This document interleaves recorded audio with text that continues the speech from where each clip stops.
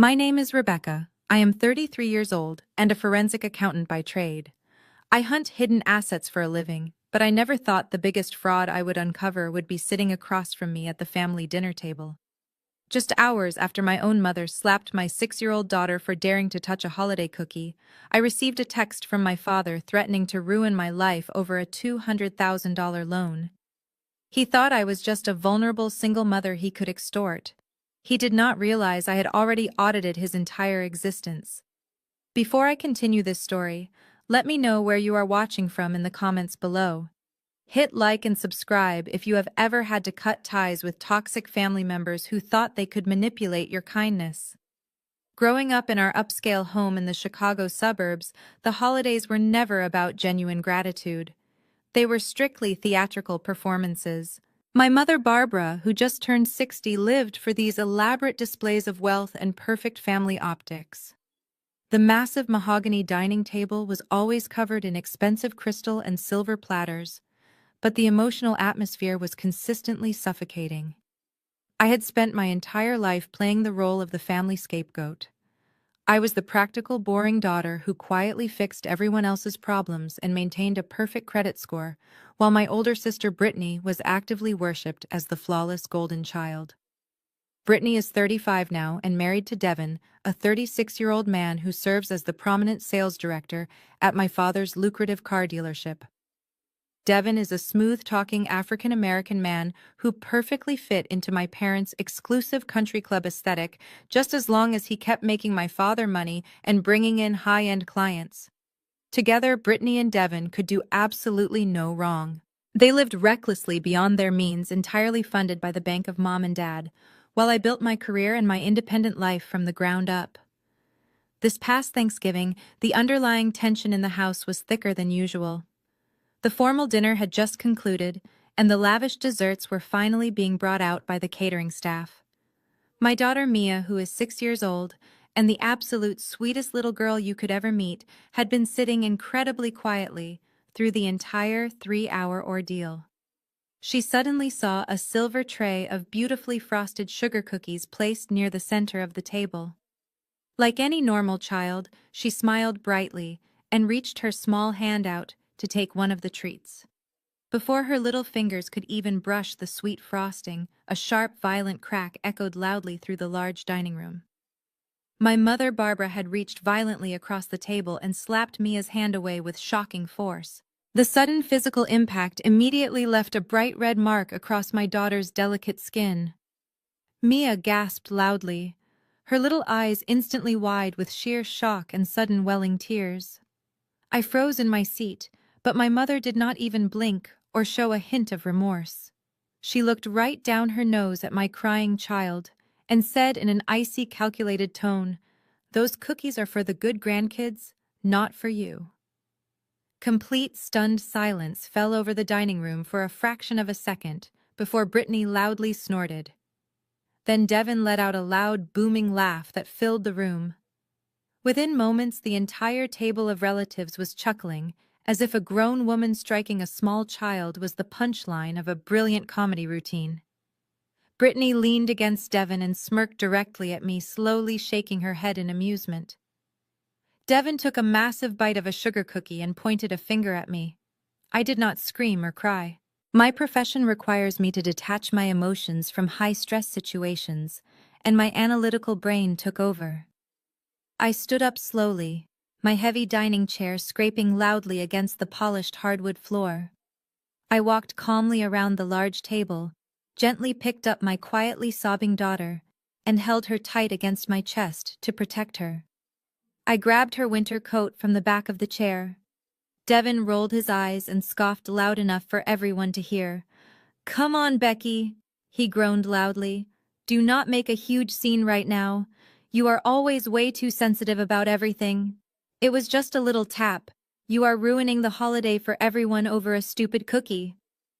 I did not offer them a single word in response.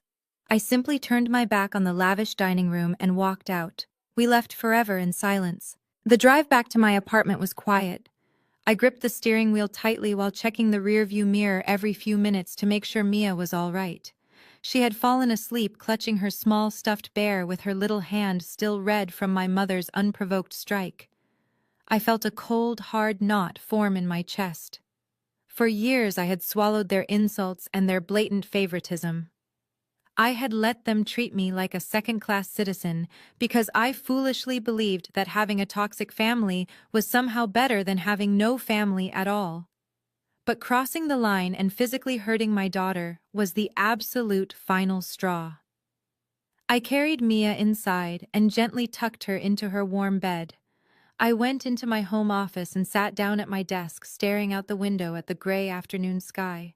My phone vibrated on the wooden desk. The digital clock on the screen read exactly 2:30 in the afternoon. It was a text message from my father, Thomas. He is a 62-year-old man who believes that money is the ultimate weapon to control every single person around him. The message popped up on my screen with his usual demanding tone. It read, "Do not forget the business loan payment tomorrow. You walk out on this family, I cut your funding." Anyone reading that message would automatically assume that I was just a financially unstable daughter, relying heavily on my wealthy father to survive.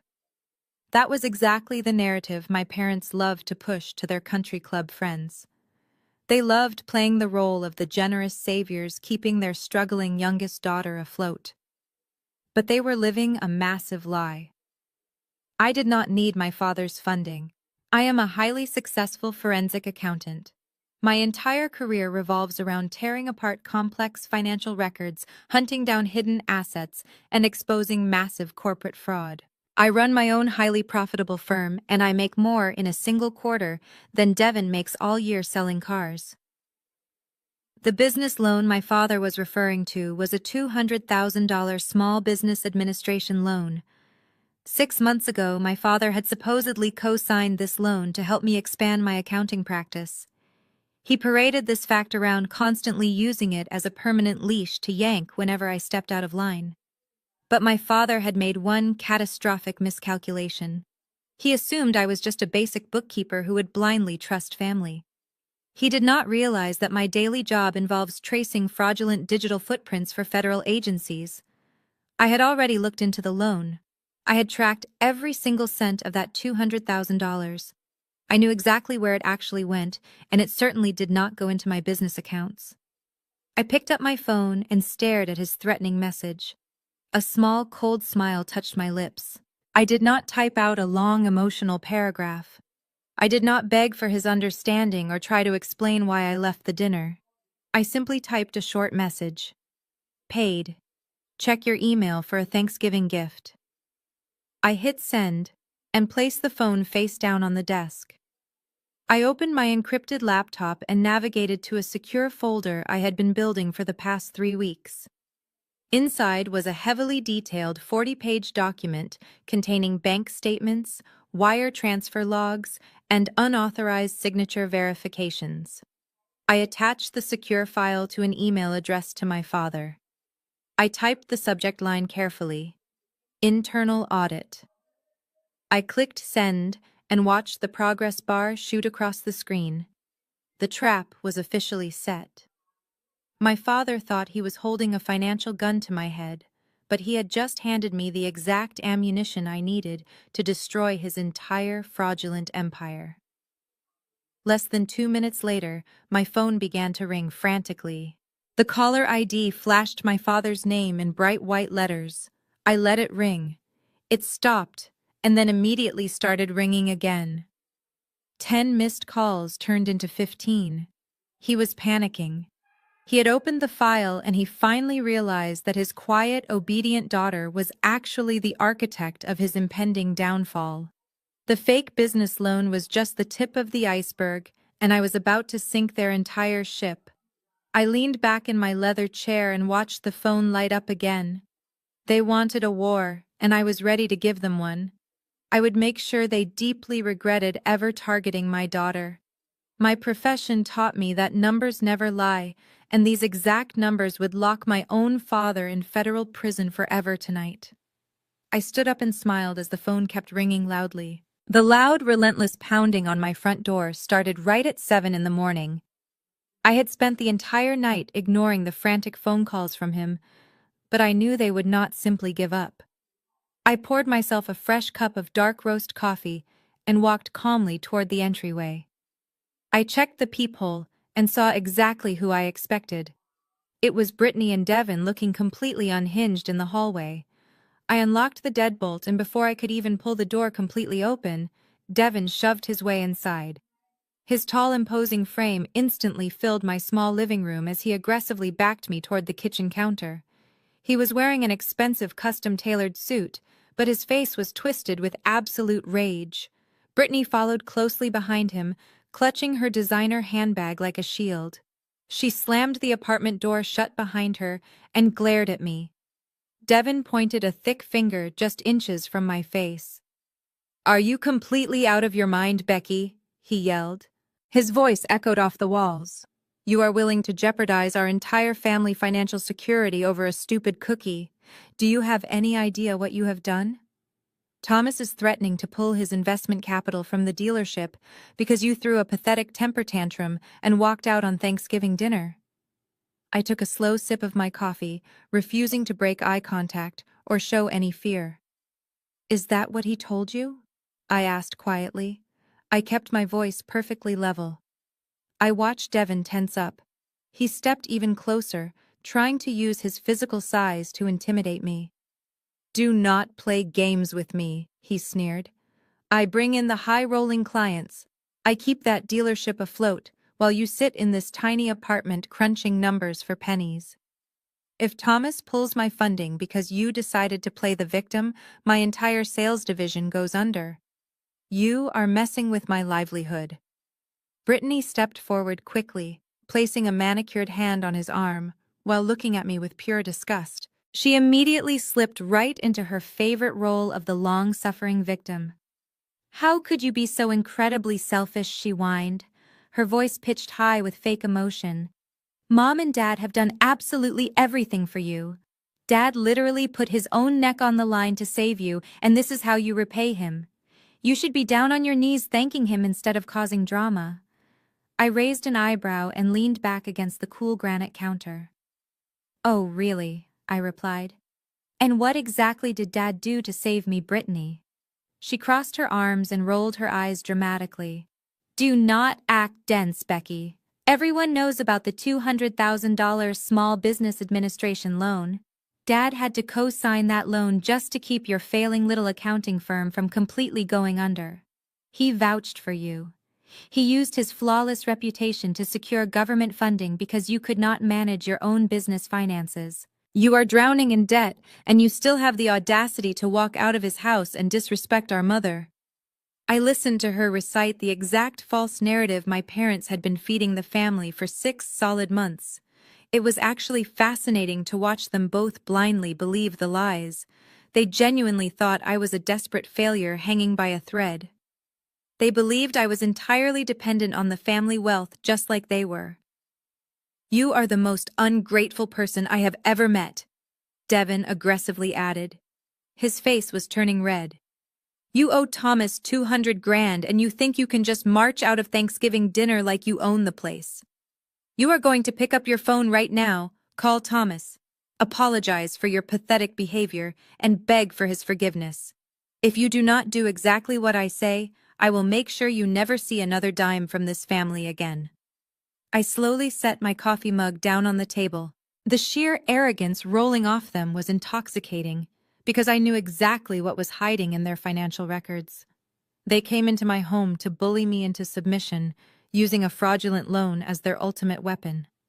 They wanted to crush my spirit and force me back into my designated role as the family punching bag. I looked Devin directly in the eyes. I did not flinch or back away. I let the silence stretch for a few heavy seconds before I finally spoke. "I am not calling anyone, Devin," I said smoothly. "You are standing here screaming about a loan that you both clearly know absolutely nothing about. I am never going to apologize to Thomas again." Devin let out a harsh laugh and threw his hands up. He looked at Brittany like I had completely lost my mind. "You are delusional, Becky," he scoffed. "Thomas literally has the paperwork. We have all seen the loan documents with your name on them. You cannot just deny reality because you are throwing a tantrum. I did not raise my voice. I simply turned my back to them and walked calmly over to my oak desk. I set my coffee mug down next to my monitor. I opened the bottom drawer of my filing cabinet and pulled out a thick manila envelope. I unclasped the metal tab and slid out a stack of crisp official government papers. I walked back over to the kitchen counter and threw the heavy stack of documents down in front of Devin. He flinched slightly at the loud smack of the paper hitting the granite. "Read it," I commanded. My voice was void of any emotion. Devin looked down at the papers and then back up at me with a bewildered expression. "What is this?" he demanded. I leaned forward, resting my hands on the counter. "Those are the official Small Business Administration loan documents, Devin. The exact same $200,000 loan you are currently screaming at me about. The loan my father supposedly co-signed to save my failing accounting firm." I reached out and tapped my index finger firmly on the bottom of the third page. "Look at the signature line," I instructed. Brittany leaned in close, peering over his muscular shoulder. Her eyes narrowed as she scanned the page.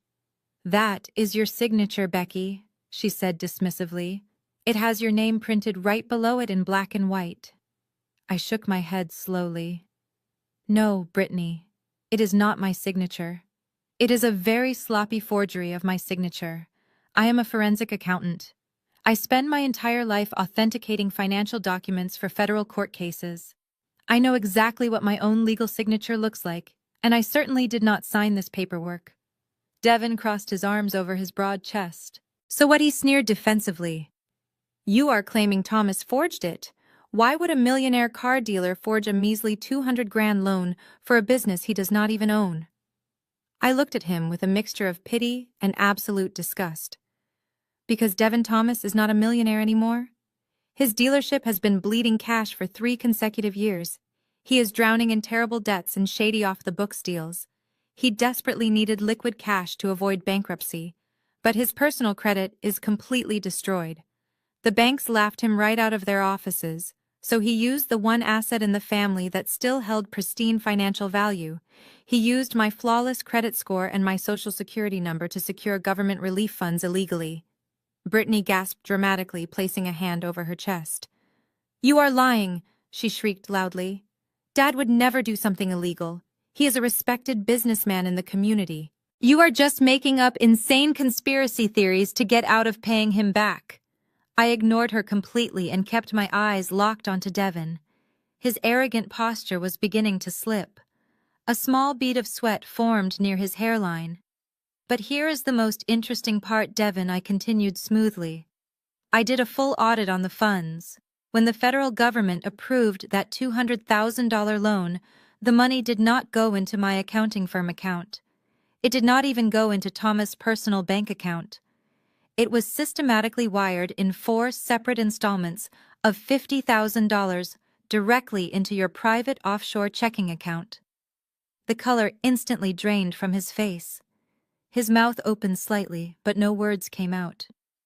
"You see, Devin? I know exactly what you both have been doing," I said, leaning even closer. "Thomas needed the money to cover his massive losses at the dealership, but he could not deposit federal relief funds directly into a failing business without triggering an immediate tax audit. So he used you. He funneled the stolen government cash right into your accounts, and you quietly moved the money around to make it look like legitimate luxury car sales. You are not a brilliant sales director, Devin. You are a highly active participant in federal wire fraud and money laundering, and the best part is that I have every single bank statement to prove it." Brittany looked back and forth between us. Her eyes were wide with rising panic. "Devin, tell her she is lying," she demanded, pulling on his suit sleeve. "Tell her she is making this up right now." Devin stood paralyzed. He just stared in horror at the documents. The heavy silence in my kitchen was suddenly shattered by the sharp ringing of my cell phone resting on the counter. Devin and Brittany both jumped at the sudden noise.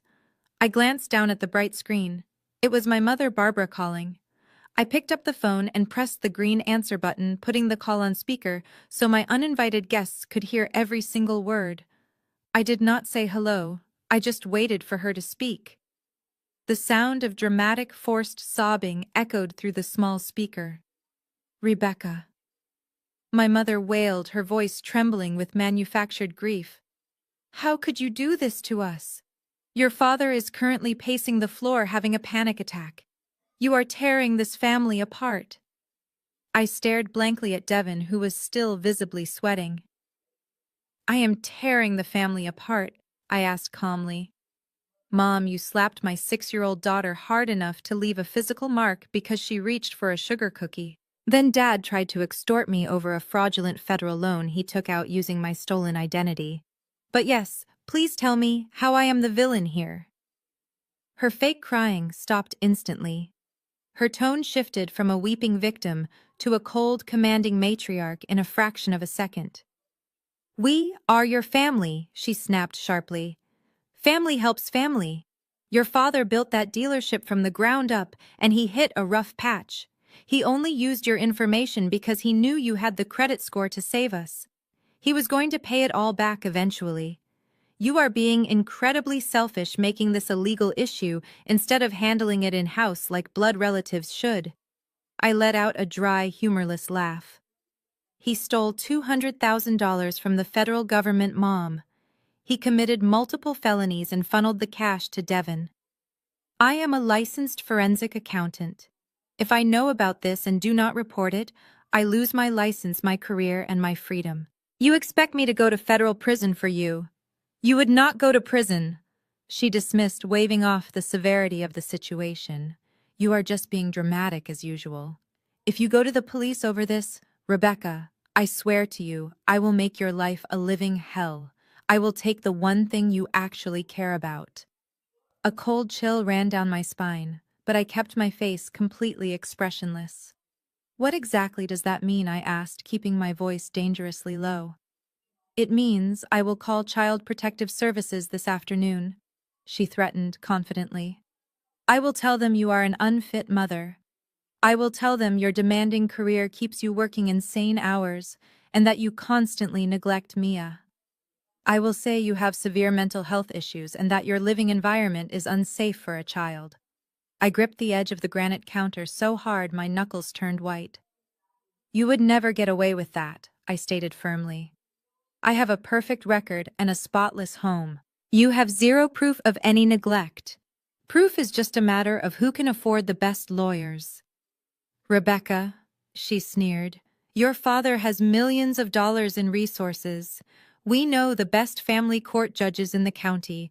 We play golf with the politicians. We will drag you through court for years until you are completely bankrupt. We will paint you as a paranoid, unstable woman who is lashing out at her loving parents. By the time we are done with you, the state will gladly hand Mia over to us for her own protection. Brittany stood in my kitchen watching the phone with a smug, satisfied smile returning to her face. She loved seeing our mother put me in my place. Devin looked slightly relieved, thinking this threat would finally force me into submission. They truly believed that threatening my child would break me. They thought my maternal panic would override my logical brain. You are threatening to kidnap my daughter using the legal system to cover up a massive federal wire fraud operation, I clarified, wanting her exact words and intentions completely out in the open. I am doing what is best for this family, she replied coldly. You have until tomorrow morning to bring those documents to our house and hand them over to your father. If you do not, we file the emergency custody papers. Do not test me, Rebecca.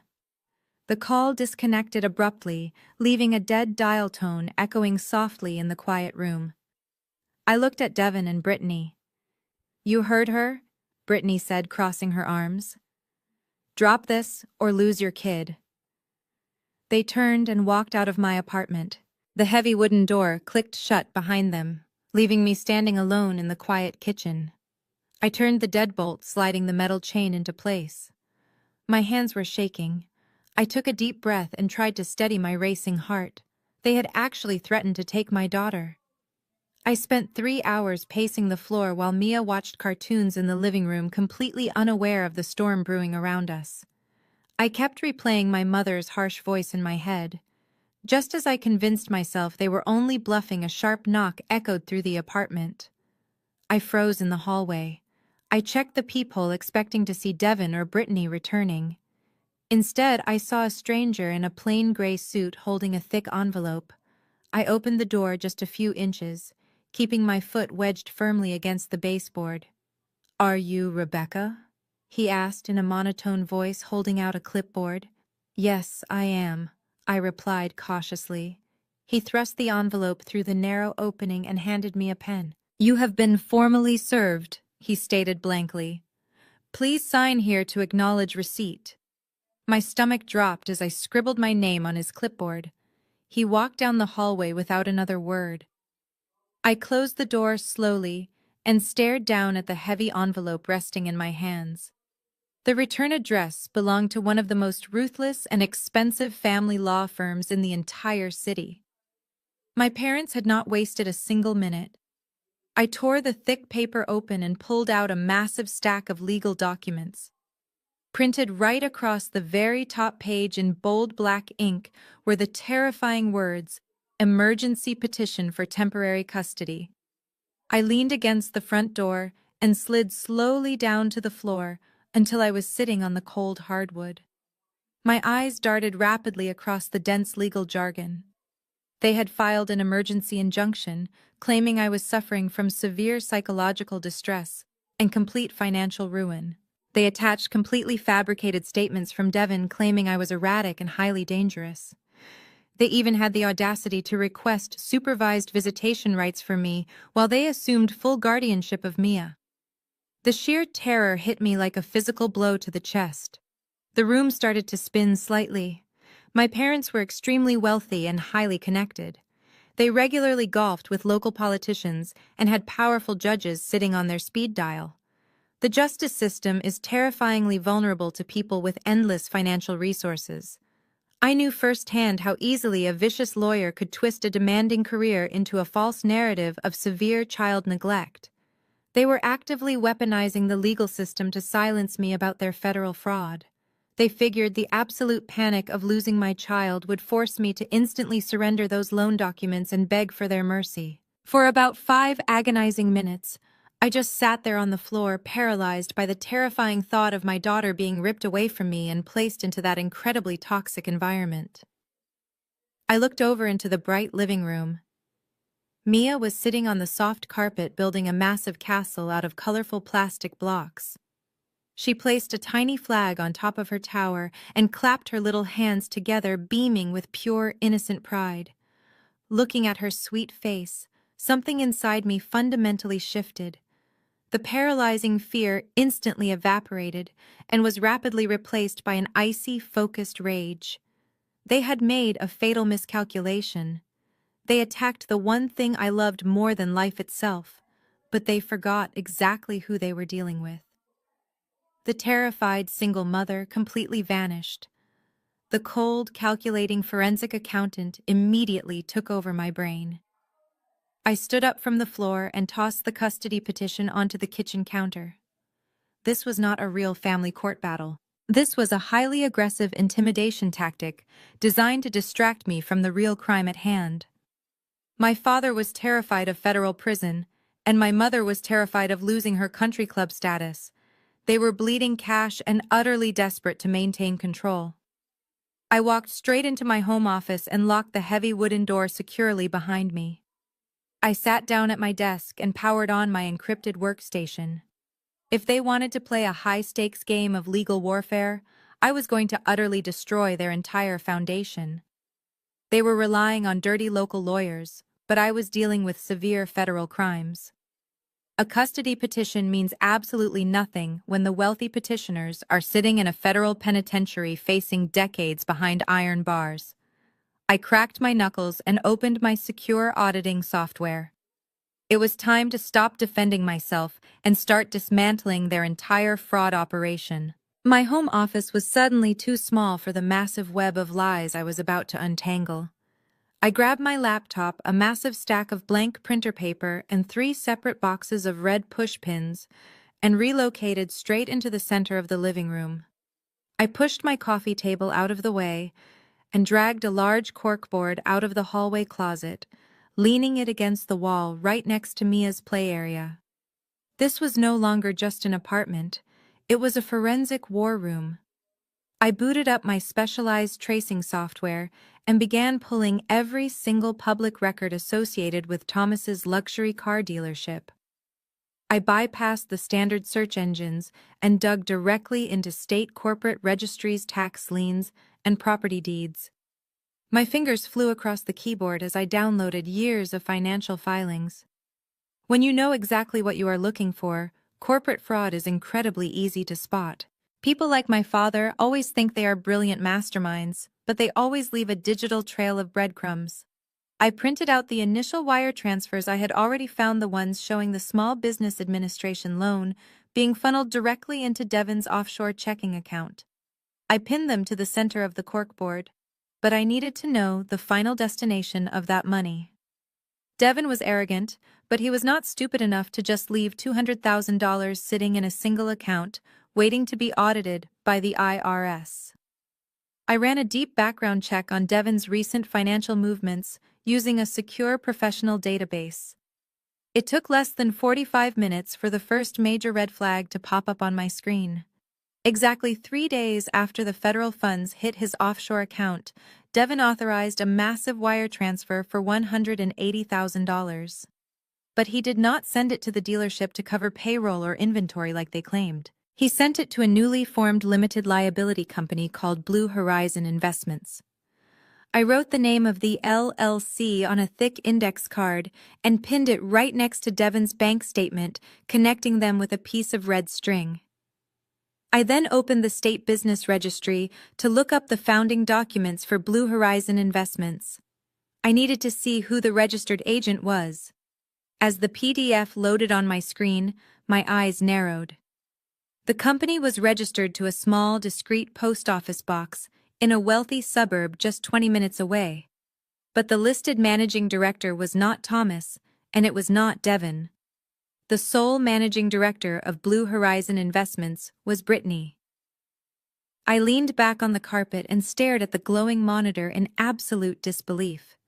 The sheer audacity of their lie was staggering. Brittany had stood in my kitchen just hours ago, crying fake tears and playing the victim. She had aggressively shamed me for supposedly bankrupting our father and destroying the family business. She had screamed that the loan was meant to save the dealership from going under. But the dealership was never the actual priority. The entire business was just a decaying front. The $200,000 of stolen government relief money was actually seed money. They had used my pristine credit score and my stolen Social Security number to illegally fund a shell company exclusively owned by my spoiled older sister. I did not stop there. I needed to know exactly what Blue Horizon Investments was doing with that stolen federal cash. I cross-referenced the LLC against county property records. The search results instantly populated with 3 separate hits. Brittany had used the stolen money as a massive cash down payment on a luxury vacation condo right on the waterfront. She was not just passively receiving stolen funds, she was actively laundering federal money through high-end real estate purchases. The sick, twisted reality of the situation finally washed over me. My parents were so deeply obsessed with maintaining Brittany's image as the perfect wealthy golden child that they were willing to commit federal identity theft to fund her lavish lifestyle. And when the money ran out, they decided to sacrifice my entire future to keep her afloat. They were fully prepared to steal my 6-year-old daughter and throw me into a vicious family court battle just to distract me from the fact that Brittany was buying oceanfront property with my stolen identity. I felt a cold, sharp smile spread across my face. They thought they had backed me into a corner with that custody petition. They thought they had outsmarted me. But they had just handed a licensed forensic accountant the exact blueprint to their entire criminal enterprise. I grabbed a black marker and drew a massive circle around Brittany's name on the printed property deed. The golden child of our family was about to take a very hard fall. I dropped the black marker onto the desk and picked up my cell phone. The time for gathering evidence on my own was officially over. I needed federal jurisdiction to lock this down before my parents could push their emergency custody petition through the local courts. I scrolled past the numerous threatening text messages from my mother and dialed a highly secure number I knew by heart. It belonged to Special Agent Davis at the Internal Revenue Service Criminal Investigation Division. Over the past 5 years, I had served as an expert witness for his federal division tracing complex corporate fraud across international borders. We had a deep professional mutual respect. He answered on the second ring. "Rebecca," he said, his voice sharp and professional. "It is late on a Saturday. Tell me you have a massive case for me, and you are not just calling to chat." I let out a heavy breath, keeping my eyes fixed on the corkboard. "I have a massive case," I replied quietly, "but this one is strictly personal. It involves my father, Thomas, and a $200,000 Small Business Administration loan fraud." There was a brief pause on the line. The clicking of a keyboard echoed faintly in the background. "Are you telling me your own father committed federal wire fraud using government relief funds?" he asked carefully. "Yes," I stated firmly. "And he did not just commit wire fraud, he committed severe identity theft. He forged my signature and used my social security number to secure the capital. Then he funneled the cash through an offshore account managed by his sales director, Devin, before washing it through a domestic shell company to purchase high-end waterfront real estate for my sister Brittany." Agent Davis let out a low whistle. "That is a textbook money laundering operation. Do you have the paper trail to back this up?" I smiled coldly, staring at the intricate web of red string pinned to my living room wall. "I have every single bank statement, wire transfer log, and property deed fully documented and digitally encrypted. I am sending you the secure access keys to my private server right now." I tapped a few keys on my laptop, executing the legal data transfer. As the progress bar filled my mind, briefly flashed back to my 18th birthday. That was the exact day I learned my family viewed me entirely as a disposable financial asset. While other teenagers were celebrating their transition into adulthood, I was sitting in a local bank branch staring at a severely defaulted credit report. My parents had secretly opened 4 different high-limit credit cards using my social security number when I was just 16 years old. They maxed them out to pay for Brittany to take a lavish European graduation trip and then simply stopped making the payments. When I confronted them, my father had coldly told me that it was the absolute least I could do to repay them for raising me. I spent the next 7 years of my young adult life working grueling double shifts repairing my completely ruined credit score while simultaneously paying my own way through college. That agonizing experience is exactly what drove me to become a forensic accountant in the first place. I promised myself I would never let anyone exploit my financial identity ever again. And now, 15 years later, they had the absolute audacity to try the exact same tactic. But this time, they were not stealing a few $1,000s for a European vacation. They were stealing hundreds of thousands of dollars from the federal government to buy luxury real estate. The file transfer completed with a soft chime from my computer speakers.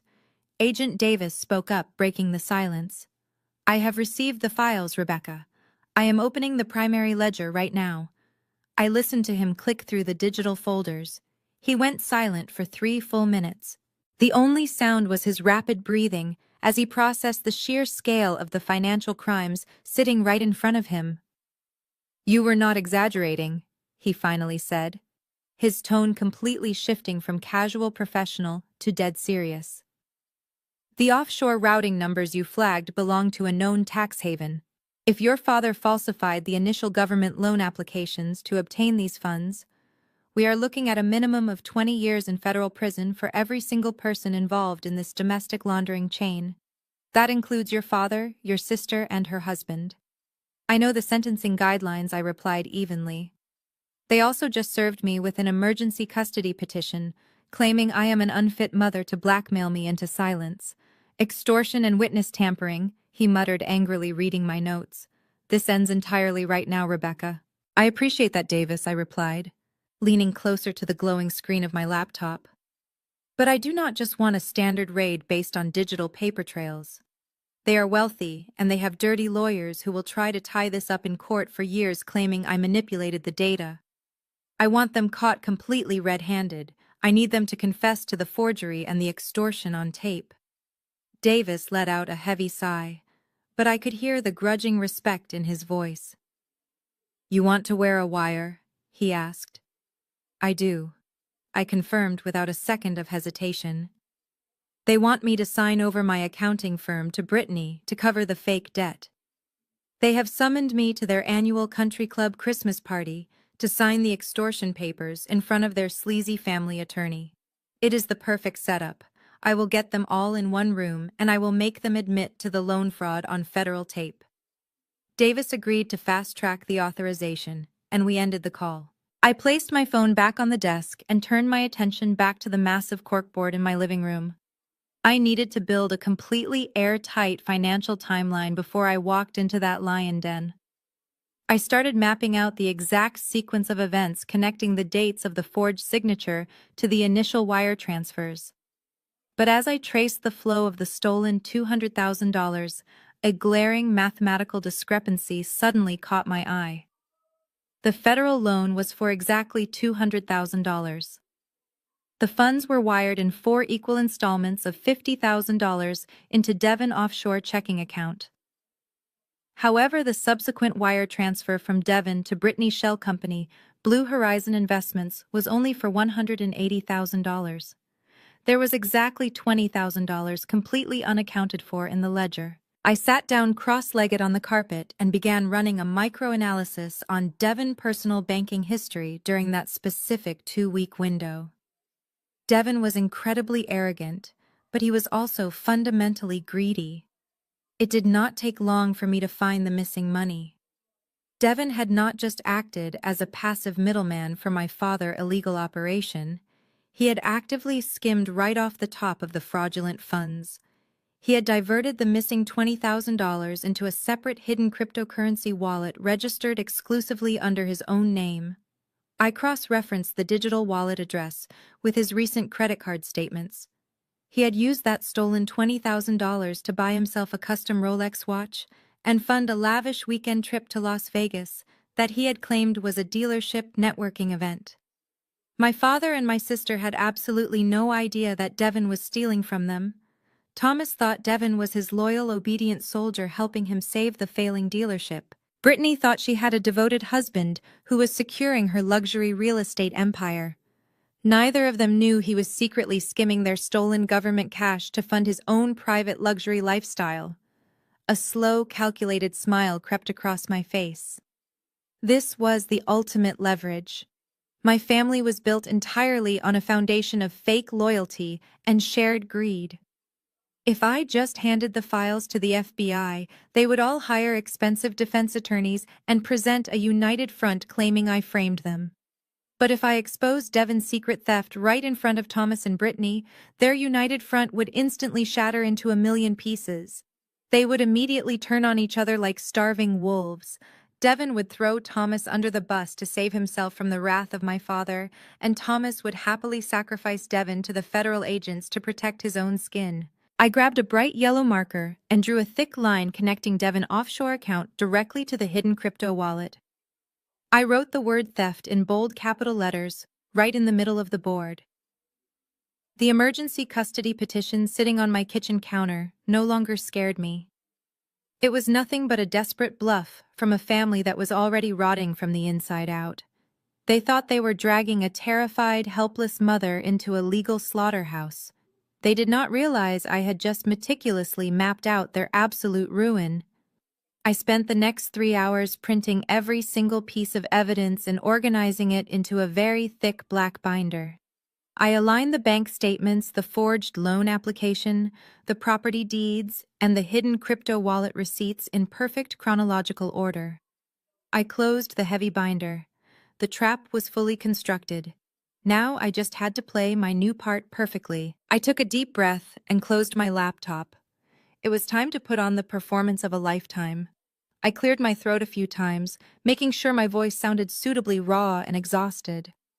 I needed my father to believe that the emergency custody petition had completely broken my spirit.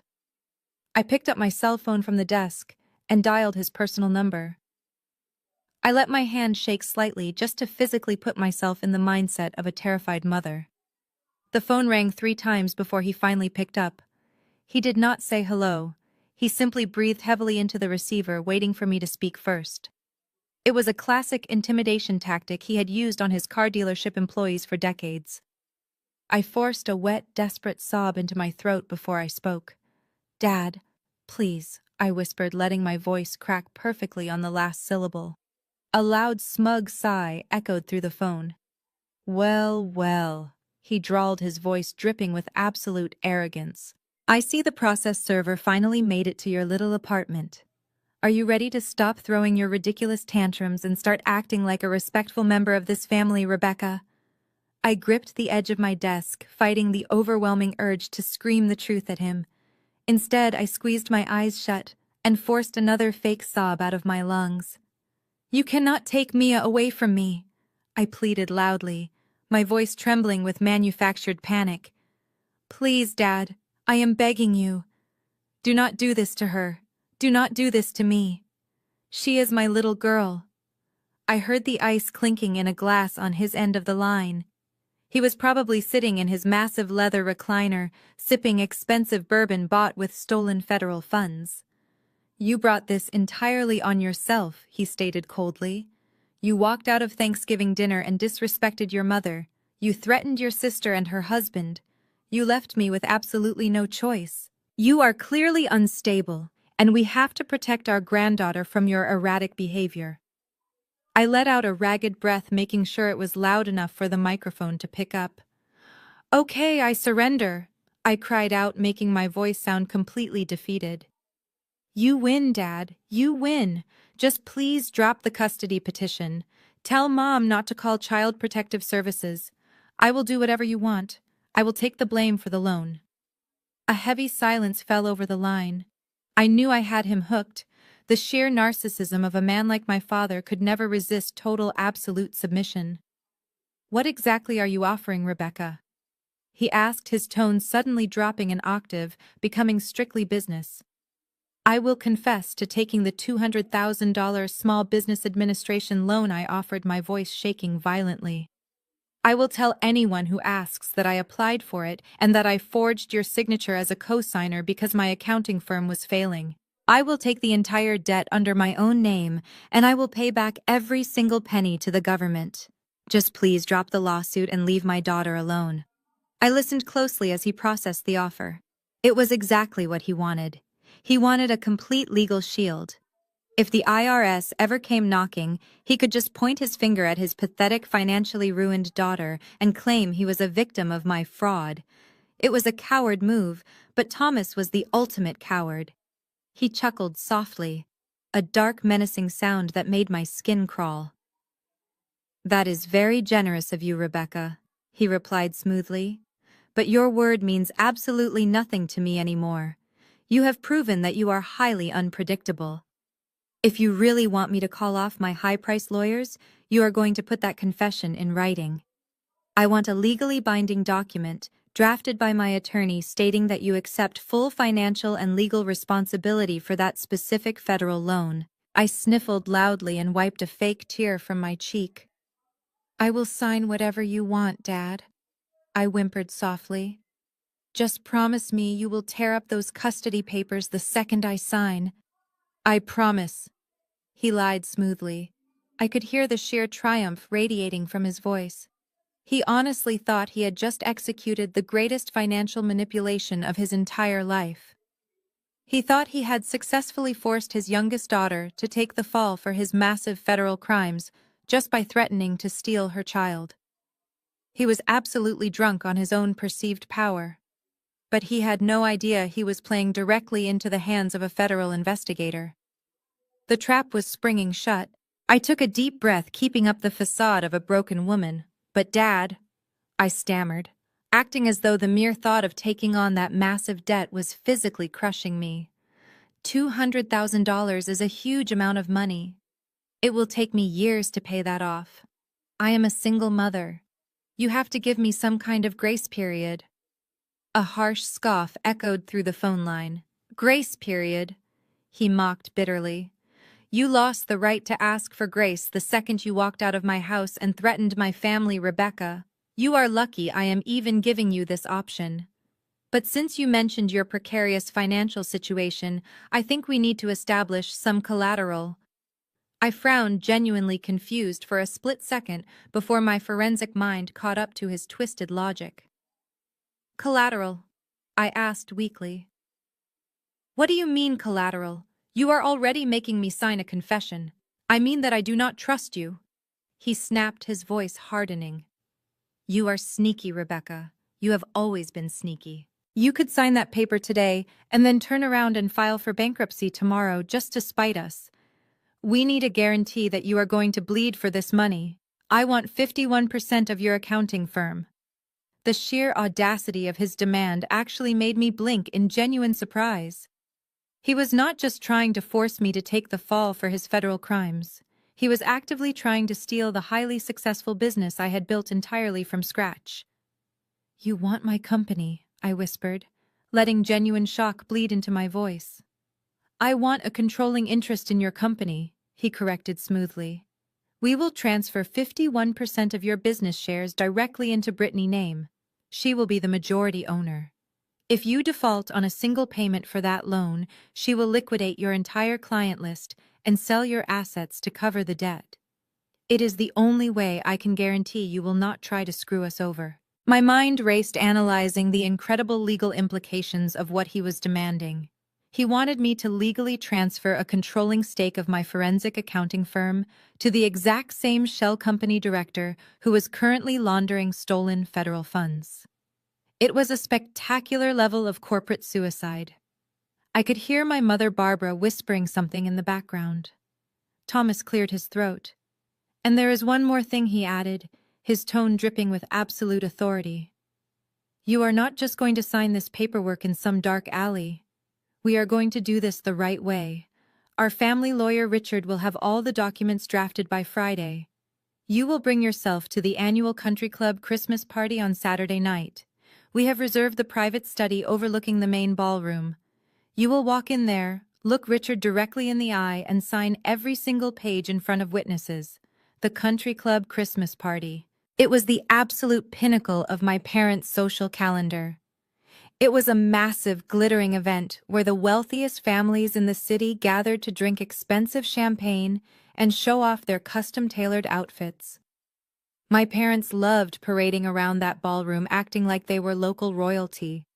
Forcing me to sign away my company and confess to a felony in the middle of their favorite high society event was the ultimate power trip. They wanted to crush my spirit while simultaneously sipping martinis with their rich friends. Okay? I whimpered, forcing my voice to break into a quiet, pathetic sob. Okay, Dad. I will be there. I will sign the papers. Just please call off the lawyers. I will tell Richard to hold the custody petition until Sunday morning, Thomas replied coldly. If you show up and sign the papers, I will have him shred it. If you try anything funny, or if you try to run, I will have the police at your door by noon. We will see you on Saturday night, Rebecca. Do not be late. He hung up the phone without another word. The line went dead, leaving a heavy silence in my living room. I slowly lowered the phone from my ear. I did not cry. I did not panic. I stood up from my desk and walked back over to the massive corkboard covered in red string and printed bank statements. I reached out and traced the line connecting Devon's hidden crypto wallet to the stolen loan funds. A slow, cold smile spread across my face. They wanted a public spectacle. They wanted to break me in front of their corrupt lawyer at their fancy country club party. They thought they had backed a desperate mother into a corner. They had absolutely no idea they had just personally invited a federal informant into the very heart of their criminal operation. I picked up a red marker and circled the date on my wall calendar. Saturday night was going to be a Christmas party they would never, ever forget. Saturday morning arrived with a bitter winter chill that frosted the windows of my apartment. I woke up early and packed a small overnight bag for Mia. I had arranged for her to stay the entire weekend with Diana, my senior accounting partner, and one of the only people in this world I trusted implicitly. Diana lived in a secure, gated community 40 minutes in the opposite direction of my parents' country club. When I dropped Mia off, I hugged her tightly against my chest, breathing in the sweet scent of her strawberry shampoo. I told her I had a boring work meeting and that Diana was going to make homemade pizzas for dinner. Mia smiled brightly and ran inside without a care in the world. Knowing she was completely safe and entirely unreachable by my mother gave me the mental clarity I needed for what was about to happen next. I drove straight from the house to a nondescript brutalist government building located right in the bustling heart of downtown. I parked my car in the secure underground garage and took the private elevator directly to the 7th floor. Special Agent Davis was waiting for me in a sterile, windowless conference room. He was a tall, imposing man with graying hair and sharp, observant eyes. He had 2 other federal agents with him, a tech specialist and a field operative who would be coordinating the upcoming raid. They did not waste any time with pleasantries. The tech specialist asked me to stand up and remove my thick winter coat. She produced a tiny black microphone no larger than a standard shirt button and a flat rectangular transmitter pack. I lifted my blouse, and she carefully taped the cold metal transmitter securely against the small of my back, using surgical-grade adhesive. She then ran a micro-thin wire up my spine and pinned the microscopic microphone discreetly under the collar of my silk dress shirt. It felt surprisingly heavy against my skin, a constant physical reminder of the incredible danger I was about to walk into. The cold metal sent a slight shiver down my spine. Agent Davis leaned against the metal table, crossing his arms over his broad chest. He looked at me with a deeply serious expression.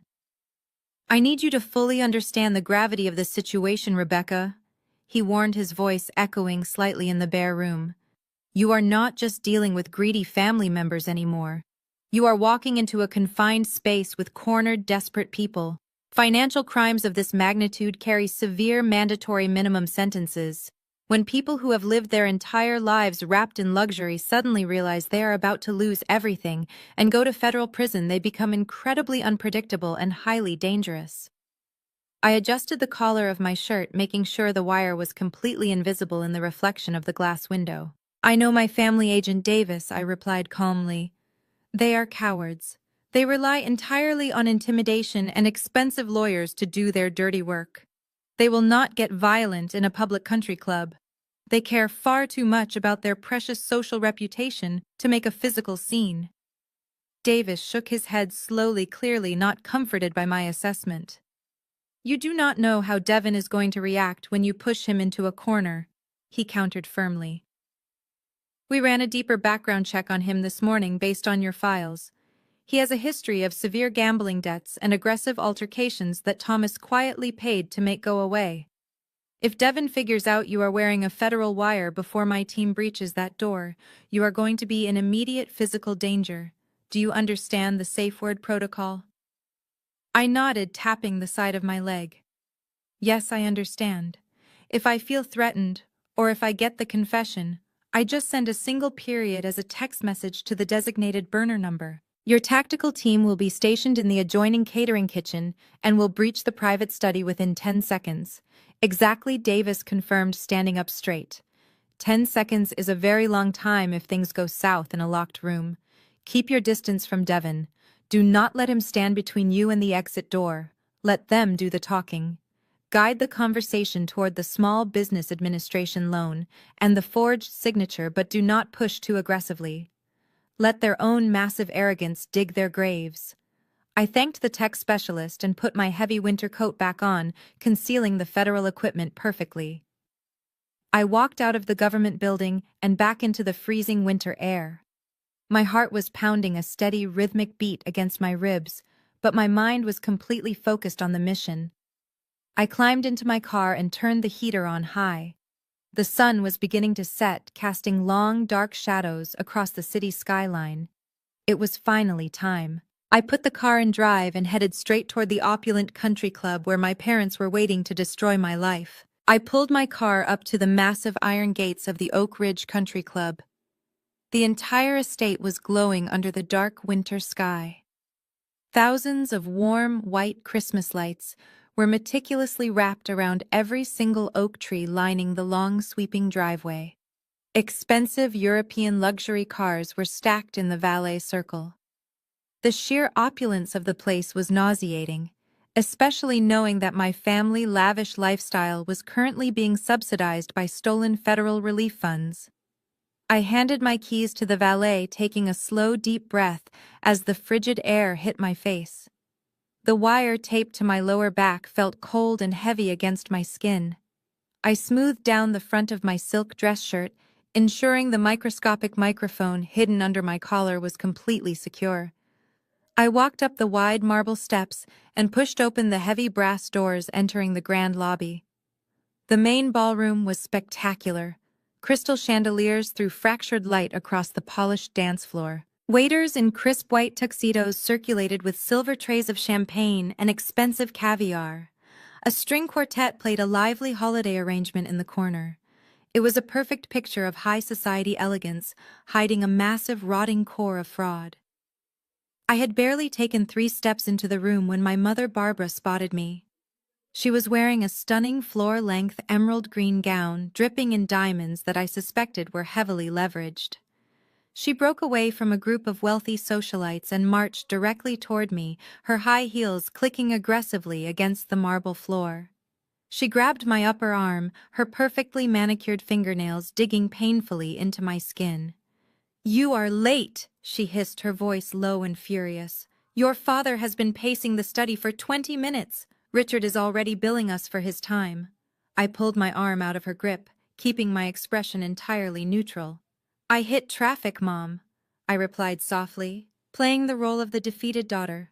I am here now. Let us just get this over with so I can go home." Her eyes narrowed, taking in my simple, understated black dress. She clearly disapproved of my lack of glamorous effort, but she quickly plastered a wide, fake smile across her face as 2 older women approached us from the bar. These were women my mother played tennis with, women she desperately needed to impress. "Oh, Margaret, Helen," she called out, her voice suddenly pitching up an octave to sound sickly sweet. "Look who finally decided to join us. It is my youngest, Rebecca." Margaret, an older woman dripping in expensive pearls, looked me up and down with barely concealed pity. "Oh, hello, Rebecca," she said slowly as if speaking to a fragile child. "We were just telling your mother how incredibly generous your family is being.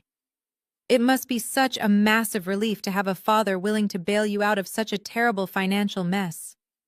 I forced a small, tight smile, completely ignoring the burning rage rising in my chest. Helen chimed in, shaking her head sympathetically.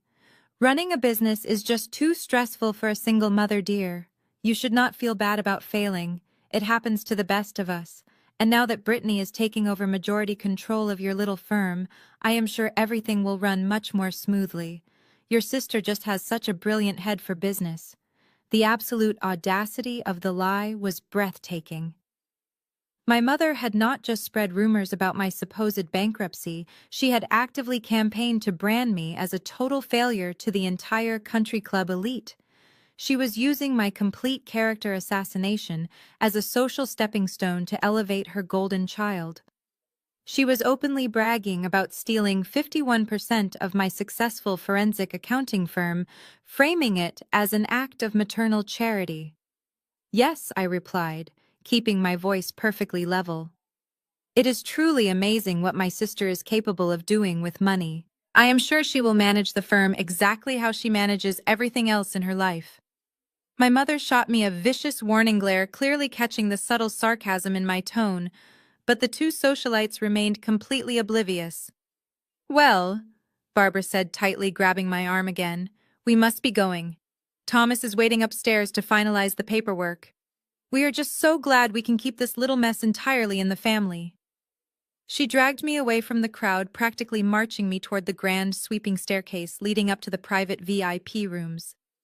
The music faded slightly as we climbed the carpeted stairs. This was it.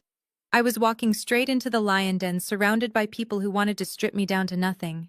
But they had absolutely no idea that I was not the prey. I was the federal trap. The heavy oak doors at the top of the grand staircase swung open, revealing a dimly lit hallway lined with expensive oil paintings.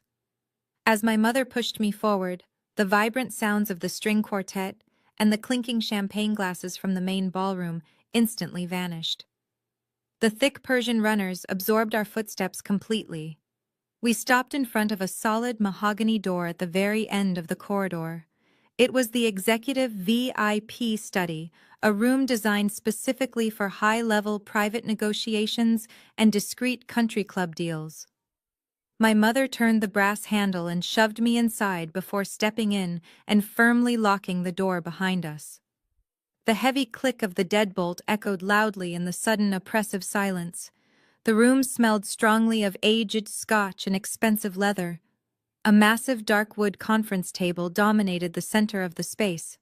My father Thomas was sitting at the head of the table swirling an amber liquid in a crystal glass. He looked incredibly smug wearing a custom-tailored tuxedo that I knew was paid for with fraudulent funds. Sitting to his right was Richard. Richard was a slick, fast-talking lawyer who specialized in making wealthy people's problems quietly disappear. Across from them sat Brittany and Devon. Brittany was scrolling through her phone looking completely bored, while Devon leaned far back in his heavy leather chair, staring at me with a predatory grin. "Welcome to the adults' table, Rebecca," my father said, his voice dripping with pure condescension. "Have a seat. We have a lot of paperwork to get through, and I want to be back downstairs before they serve the main course." I walked slowly toward the empty chair positioned at the opposite end of the massive table. I kept my posture slightly hunched, playing the part of the defeated and terrified daughter. As I sat down, I could feel the cold metal of the federal transmitter pressing reassuringly against my lower spine. Richard cleared his throat and opened his leather briefcase. He pulled out a thick stack of legal documents printed on heavy ivory paper. He did not bother with any polite greetings or legal disclaimers. He simply slid the massive contract aggressively across the polished mahogany wood until it bumped against my hands. "This is the transfer agreement and the formal debt acknowledgement," Richard stated in a bored, monotone voice. "It legally transfers 51% of the voting shares and ownership rights of your accounting firm directly to your sister Brittany. The second section is a binding affidavit stating that you accept sole and complete financial responsibility for the $200,000 Small Business Administration loan currently under investigation. You will waive all rights to appeal or contest this debt in any future court proceedings." I stared down at the documents, letting my hands tremble visibly. "You want me to just sign away my entire life work without even reading the fine print?" I asked, my voice wavering perfectly. Devon let out a loud, harsh bark of laughter. He leaned forward, resting his elbows heavily on the table. "You do not need to read anything, Becky," he sneered. "You just need to pick up the pen and do exactly what you are told. You are way out of your league here. You thought you could throw a tantrum at Thanksgiving and actually threaten us. You thought you were playing chess, but you are just a small-time bookkeeper who got completely outsmarted by real sharks. We own you now." Brittany finally looked up from her phone, rolling her eyes in annoyance. "Seriously? Rebecca just signed the stupid papers," she whined. "I have friends waiting for me at the bar. You are the one who messed up your business finances in the first place. Dad is actually doing you a massive favor by letting me take over management. You should be thanking us for keeping you out of bankruptcy court." I looked at my sister, feeling a wave of absolute disgust. She was so deeply insulated by my parents' lies that she actually believed she was the hero of this story. She had no idea she was the registered agent for a money-laundering shell company. I looked back down at the contract. The words blurred slightly under the dim overhead lights. My mother stepped away from the locked door and walked up right behind my chair. She placed both of her hands heavily on my shoulders, pressing down hard to physically trap me in the seat. "No more drama, Rebecca," she whispered harshly right into my ear. "You pick up that pen right now and you sign every single page. If you hesitate for even 1 second, Richard makes a phone call and the emergency custody papers are filed instantly. I stared down at the heavy ivory paper. The gold fountain pen was lying right next to the signature line. My mother dug her manicured fingernails deeper into my shoulders. Her expensive perfume was thick and suffocating in the enclosed room. I reached out slowly and picked up the heavy gold pen. I let the metal tip hover just an inch above the crisp paper. I took a shallow breath, ensuring the microphone under my collar caught every nuance of the conversation. I just need to be absolutely clear on what I am agreeing to, I said, making my voice sound small and defeated. I looked right across the table at my father. Thomas took another slow sip of his bourbon, looking thoroughly entertained by my misery. So if I sign this contract giving Brittany 51% of my accounting firm, you will admit that you forged my name on the Small Business Administration loan, Dad, I asked clearly. I need to know that you are taking responsibility for the forgery before I take on the debt. Thomas rolled his eyes and set his crystal glass down on the mahogany table with a loud thud. Good grief, Rebecca, he sighed in heavy annoyance. Yes, I signed your name on the relief applications. You were not using your pristine credit score for anything important anyway. The dealership needed liquid cash immediately, and the federal government was just handing out $200,000 checks to anyone with a pulse and a good financial record. I did what I had to do to protect the family empire. So you admit you committed identity theft to defraud a federal agency? I pressed gently, keeping my tone completely submissive so he would not realize he was being interrogated. Richard, the slick family lawyer, shifted slightly in his leather chair. Thomas, do not use those specific legal terms, Richard warned quietly. But my father was far too arrogant to listen to legal counsel from a man he paid by the hour. Oh, shut up, Richard, Thomas snapped, waving a dismissive hand. It is not identity theft if it stays in the family. She is my daughter. I own her credit. My mother Barbara leaned down so her face was right next to mine. Her voice was pure venom. We gave you life, Rebecca, she hissed angrily. We fed you and clothed you and paid for your existence. You owed us that credit score. You owe us this business. Now stop stalling and sign the damn paper before I call the judge myself and have Mia taken away from you tonight. I let the pen hover a little longer. The federal tape now had clear, undeniable audio of identity theft, wire fraud, and extortion involving a minor child. But I needed one more piece of the puzzle. I needed Devin to fully implicate himself in the money laundering operation. I shifted my gaze toward Devin, who was still lounging confidently in his heavy leather chair. But what about the money? I asked, looking at the tall African-American sales director. Dad, you said the dealership needed the cash, but the federal funds were wired directly into Devin offshore accounts. How am I supposed to explain that to the Internal Revenue Service if they audit my firm? Devin let out a loud, booming laugh that echoed off the wood-paneled walls. He leaned forward, resting his elbows on the table, and gave me a predatory grin. You really are just a naive little bean counter, Becky, he boasted loudly. You do not explain anything to the IRS. You just cook the books and keep your mouth shut like a good girl. The dealership is completely untouchable. I moved that 200 grand through my offshore account so smoothly, the government will never even see a ripple. I washed it right through Brittany Real Estate Holding Company before anyone could even blink. Brittany looked up from her phone and smiled proudly at her husband. Devin is a financial genius, she chimed in, completely oblivious to the fact that she was currently confessing to felony money laundering on a federal wire. He secured my luxury condo with that cash and no one suspects a thing. We are completely protected. So do us all a massive favor and sign the contract so we can go back downstairs and enjoy our expensive champagne. I looked around the room, taking in their smug, satisfied faces. My father, the mastermind. My mother, the extortionist. Devin, the arrogant launderer. They had absolutely no idea that every single word they just proudly declared had been beamed directly to a highly secure federal server. They had just meticulously confessed to multiple major federal crimes in front of a licensed forensic accountant wearing a government transmitter. I let the heavy gold pen rest between my fingers, feeling the smooth, cool metal against my skin. The room was so quiet I could hear the faint ticking of the antique grandfather clock standing in the corner. I looked around the mahogany table, taking one final mental photograph of my family in their element. I looked at my mother, who was still hovering behind me, her face twisted into a mask of bitter impatience. I looked at Brittany, who was already staring back down at her phone, completely unbothered by the fact that she was stealing my livelihood. I looked at Devin, who was swirling his drink with a sickeningly arrogant smirk plastered across his face. And finally, I looked directly at my father Thomas.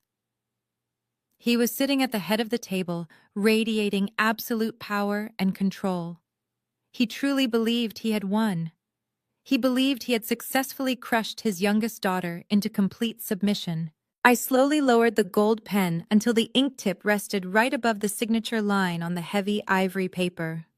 My mother let out a small sigh of relief, her grip on my shoulders relaxing just a fraction. But I did not press down. Instead of signing my name, I smoothly dropped the pen onto the table. It landed with a sharp metallic clatter that echoed loudly in the silent study. My mother gasped, pulling her hands away from my shoulders, as if she had been burned. "What are you doing?" she demanded, her voice sharp and panicky. "Richard," the lawyer leaned forward, his brow furrowed in confusion. "Rebecca, you need to sign the document," Richard instructed, pointing a finger at the paper. I ignored him completely. I reached into the small side pocket of my black dress and pulled out my cell phone. The screen illuminated the dim room, casting a cold blue glow across my face. Devin sat up straight in his heavy leather chair, his arrogant smirk instantly vanishing. "Put the phone away, Becky," he ordered, his voice suddenly tight with suspicion. "What are you playing at?" I did not look at him. I kept my eyes locked onto my father as I unlocked the screen and opened my text messages. I navigated to the secure burner number Agent Davis had programmed into my contacts just hours earlier. My thumb hovered over the digital keyboard for a split second. This was the point of no return. Once I sent this message, my family as I knew it would cease to exist. They would be utterly destroyed by their own greed. I pressed the period key once, typing a single dot, then I pressed send. I placed the phone face down on the contract right over the blank signature line. "What the hell was that?" Thomas barked, his face flushing a deep, angry red. "Who are you texting right now? You are supposed to be signing the contract." I pushed my chair back slowly and stood up. The heavy wooden legs scraped loudly against the carpet. I took a deep breath of the stale air, feeling a massive, crushing weight finally lift off my chest. I reached down and smoothed the wrinkles out of my black skirt before straightening my jacket. I stood tall, refusing to hunch my shoulders or play the victim for a single second longer. My father slammed his fist down on the table, rattling the crystal glasses. "I asked you a question, Rebecca," he roared, his voice echoing violently off the wood-paneled walls. "What are you doing?" I looked him dead in the eyes and let a cold, satisfied smile spread across my face. "I am balancing the books, Dad," I replied, my voice echoing with absolute authority. Brittany let out a loud, dramatic groan. "Oh my God, she is having a psychological breakdown," she whined loudly. "Mom, call the judge right now. Get her kid taken away so we can go home." But Thomas did not reach for his phone. He was staring at me, his eyes narrowing as his cunning mind desperately tried to process my sudden shift in demeanor. He noticed my perfect posture and the complete absence of fear in my eyes. He noticed that my hands were no longer shaking. Devin stood up, his massive frame towering over the table. "I am not playing these stupid games anymore, Becky," he threatened, taking a heavy step toward me. "You are going to pick up that pen and sign the paper right now, or I am going to make you regret ever walking into this room." I did not flinch or back away from his towering physical presence. I just kept smiling at him. "You are no longer in control," I stated to him very clearly and with absolute finality now. Devon raised his hand, curling his fingers into a tight fist. He took one more aggressive step toward me, his expensive leather shoes sinking into the plush carpet. He was fully prepared to use physical violence to force my compliance. But he never got the chance to close the distance between us. The 10-second protocol had just expired. A deafening crash suddenly shattered the tense silence of the private study. The heavy, solid mahogany doors were violently kicked open from the outside with such immense physical force that the brass deadbolt physically tore through the expensive wood frame. Splinters flew across the room, showering the Persian rug. Devon spun around, his fist still raised, but he instantly froze in absolute terror. This was not the country club security staff coming to check on a noise complaint. A highly coordinated team of armed federal agents flooded into the executive room. They were wearing dark tactical vests with the letters FBI and IRS printed across their chests in bright yellow text. They moved with terrifying speed and absolute precision. 2 agents immediately flanked the doorway, securing the primary exit, while 3 more fanned out across the room with their hands resting firmly on their holstered weapons. "Stay exactly where you are, and keep your hands where we can see them." A loud, commanding voice echoed through the space. Special Agent Davis stepped through the splintered doorway, looking completely unrecognizable from the calm man I had spoken to in the windowless government building just hours ago. He was now operating in full tactical command. Through the shattered doorway, the luxurious atmosphere of the annual Christmas party instantly devolved into complete and utter chaos. The lively holiday music from the string quartet abruptly screeched to a halt as a cello was knocked over in the panic. Wealthy socialites who had just been sipping expensive champagne and gossiping about my supposed financial ruin were now screaming in sheer terror. I could see women in designer evening gowns dropping their crystal glasses and scrambling frantically toward the main ballroom exits. Men in custom tuxedos were being forcefully directed to back away from the grand staircase by additional federal operatives stationed on the ground floor. The pristine, high society bubble my parents had spent decades carefully cultivating was popping right in front of their eyes in the most humiliating public spectacle imaginable. Brittany let out a piercing, dramatic shriek and immediately dropped her phone onto the mahogany table. She threw her hands over her head and cowered in her heavy leather chair, completely terrified by the sudden presence of armed law enforcement. My mother, Barbara, was absolutely paralyzed. She stood frozen right behind my empty chair, her mouth hanging wide open in pure shock. Her emerald green gown suddenly looked completely ridiculous in the center of a federal raid. She stared at the tactical vests, as if her brain simply could not process the reality of what was happening. But my father Thomas did not cower. His sheer narcissism completely blinded him to the extreme danger he was currently facing. He genuinely believed that his vast wealth and local country club influence made him completely untouchable, even by the federal government. His face turned a dangerous shade of dark purple as he slammed both of his hands down on the conference table. "What is the meaning of this?" Thomas roared furiously, spittle flying from his lips. He pointed a trembling finger directly at Agent Davis. "Do you have any idea who I am? You have absolutely no jurisdiction to barge into a private club and disrupt my family business. I want every single one of your badge numbers right now. I am calling the governor, and I am going to sue this entire department into complete bankruptcy." Agent Davis did not even blink at the aggressive threat. He stood perfectly still in the center of the room, his expression entirely unreadable. Thomas turned his furious gaze toward his slick family lawyer. "Richard, do something," Thomas demanded loudly. "Throw these thugs out of my private study right now. Tell them they are trespassing on private property." But Richard was not a federal defense attorney. He was a cowardly country club lawyer who specialized in bullying local vendors and drafting predatory contracts. The moment the federal agents had breached the door, Richard had instinctively thrown his hands into the air and backed himself completely into the far corner of the room.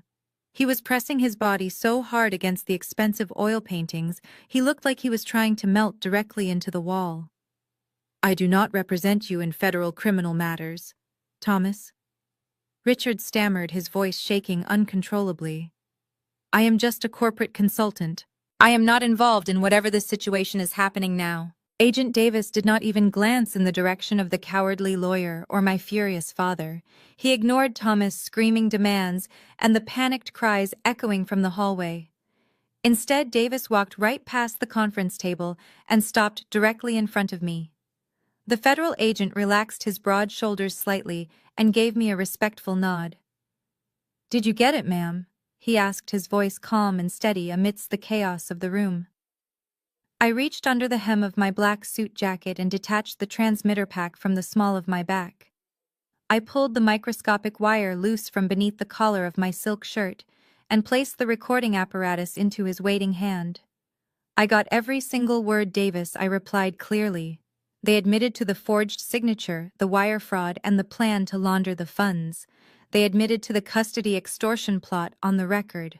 "Excellent work," Rebecca Davis stated, slipping the device into an evidence pouch. "We have the perimeter locked down." My father Thomas stopped yelling instantly. The purple color drained from his face, leaving him suddenly old. He stared at the evidence pouch in Davis' hand and then turned his horrified gaze toward me. His jaw moved up and down a few times, but no sound came out. Brittany finally uncurled herself from her leather chair. Her makeup was ruined by her tears. "What is going on?" she whimpered, looking frantically between me and the agents. "Becky, what did you just give him? Why is he calling you ma'am?" Devin was leaning heavily against the wall paneling, looking like he might vomit. He pointed a shaking finger at me. "She is a rat," he gasped. "She wore a wire. She brought the feds into our business." I turned to fully face my family. The victim they thought they had cornered was completely gone. I stood tall and squared my shoulders. "I did not bring the feds into your business, Devin," I corrected. "You brought the feds into my business when you decided to steal my identity to commit loan fraud." My mother Barbara finally found her voice. She took a hesitant step forward, her expensive emerald gown rustling loudly. "Rebecca, what have you done?" she cried out, clutching her diamond necklace. "We are your family. You are just a small-time bookkeeper. You do not understand how these things work. The banks make mistakes all the time. We could have fixed this. You are going to ruin your own father over a simple misunderstanding." I let out a sharp laugh that cut through the heavy tension in the room. "A simple misunderstanding," I echoed, shaking my head. "Mom, you truly have absolutely no idea who I am or what I do for a living. You have spent the last decade telling all your country club friends that I am just a struggling single mother crunching numbers in a tiny office. You convinced yourselves that I was a financial failure because I refused to work at your corrupt dealership." Thomas grabbed the edge of the mahogany table to steady himself. He was finally starting to realize the catastrophic scale of his miscalculation. "What are you talking about?" He wheezed, his chest heaving under his expensive tuxedo. "Who are you working for, Rebecca?" I looked him dead in the eye, feeling a rush of absolute vindication. "I am not a standard bookkeeper, Dad," I declared, my voice ringing with undeniable authority. "I do not do personal taxes, and I do not balance petty cash drawers. I am a top-tier forensic investigator. My firm is exclusively contracted by the Internal Revenue Service and the Federal Bureau of Investigation. I spend my entire life tracking down hidden offshore accounts, shell companies, and massive corporate fraud rings. I dismantle international money laundering operations for the federal government." The silence that followed my words was absolute. The sheer magnitude of my revelation hit them like a physical shockwave. Brittany let out a small, pathetic gasp and covered her mouth with both hands. Devin slid slowly down the wood-paneled wall until he was sitting on the floor, staring blankly at the expensive Persian rug. My father looked as though he had just been struck by lightning. He realized that his ultimate weapon had completely backfired. He had intentionally chosen to steal the financial identity of the single most dangerous person on Earth for a fraudster to target.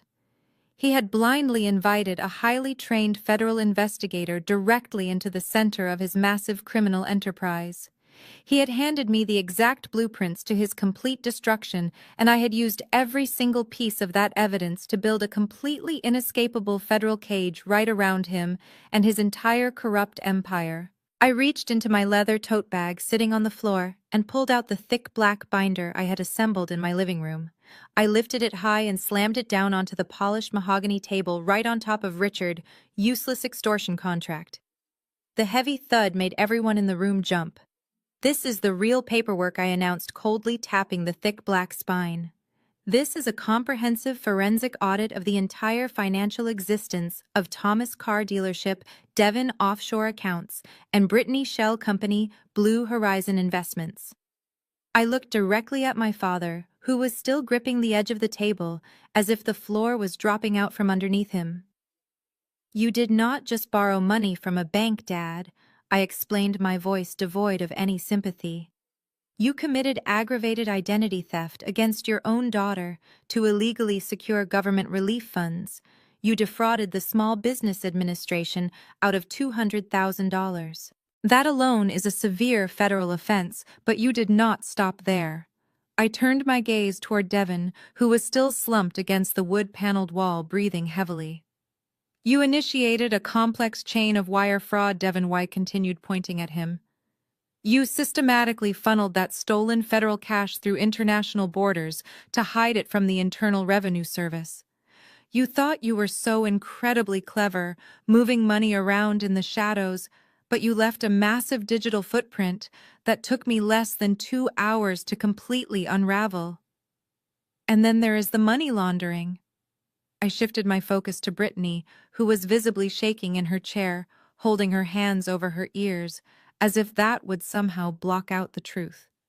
"You used that stolen federal money to purchase luxury waterfront real estate through a newly formed limited liability company," I stated clearly, ensuring she understood the exact severity of her actions. "You are the registered managing director of that shell company, Brittany. You are legally responsible for washing stolen government funds.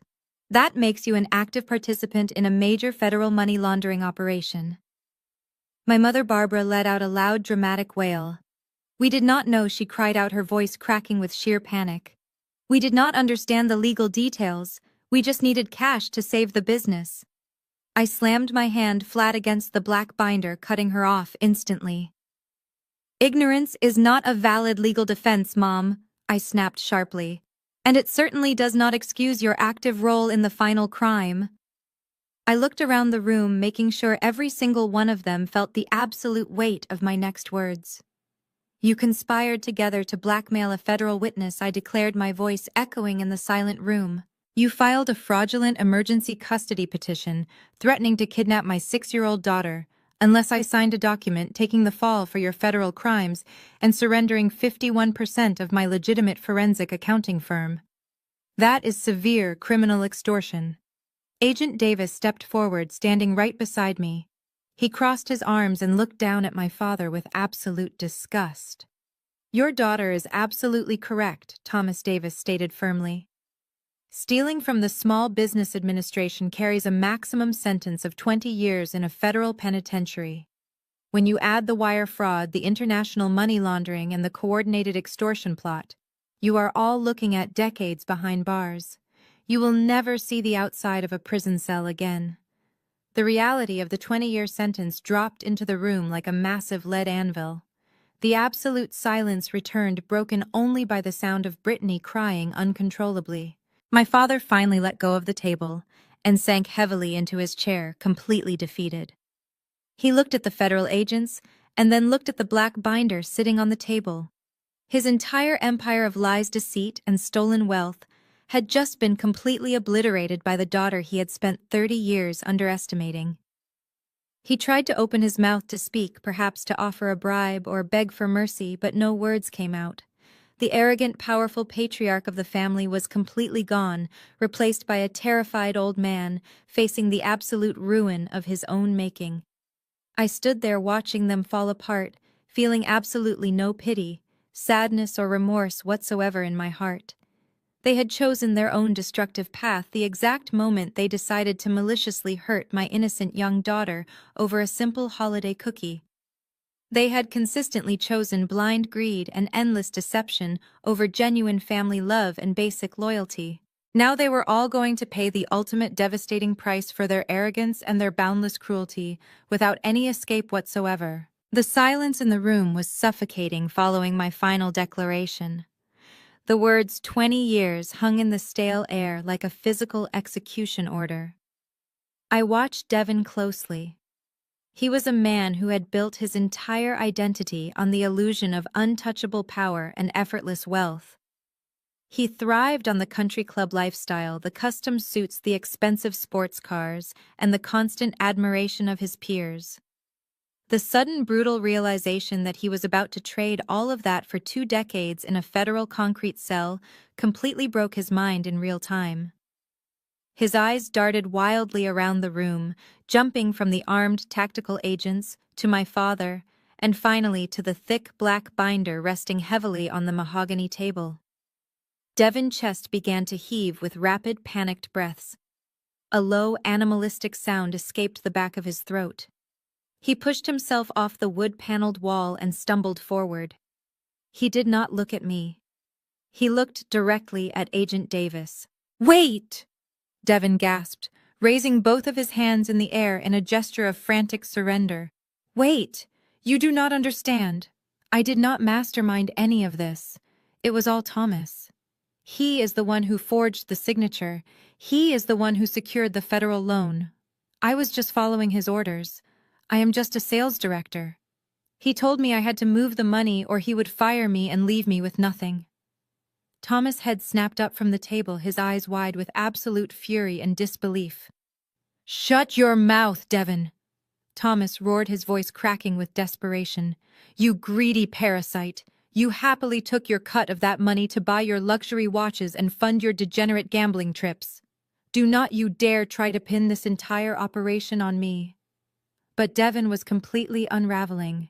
The instinct for pure self-preservation overrode any lingering sense of family loyalty or marital duty. He turned his frantic gaze toward Brittany, who was staring at her husband in complete shock.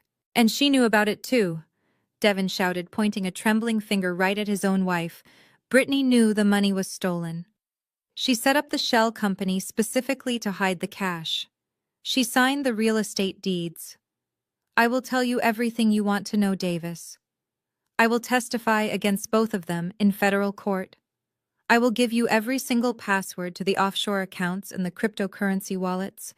Just please, you have to give me a plea deal. You have to grant me immunity." The sheer speed of his betrayal was absolutely breathtaking. In less than 60 seconds, the supposedly unbreakable bond of their wealthy family had completely disintegrated into a desperate, cutthroat scramble for survival. Brittany's face morphed from absolute terror into unhinged rage.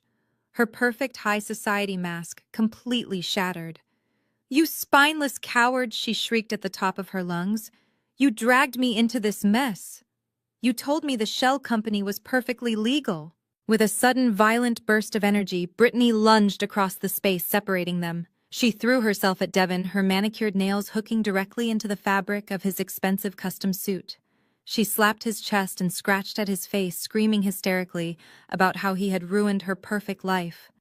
Devon stumbled backward, struggling to shove his furious wife away from him while still keeping his hands raised in surrender to the federal agents.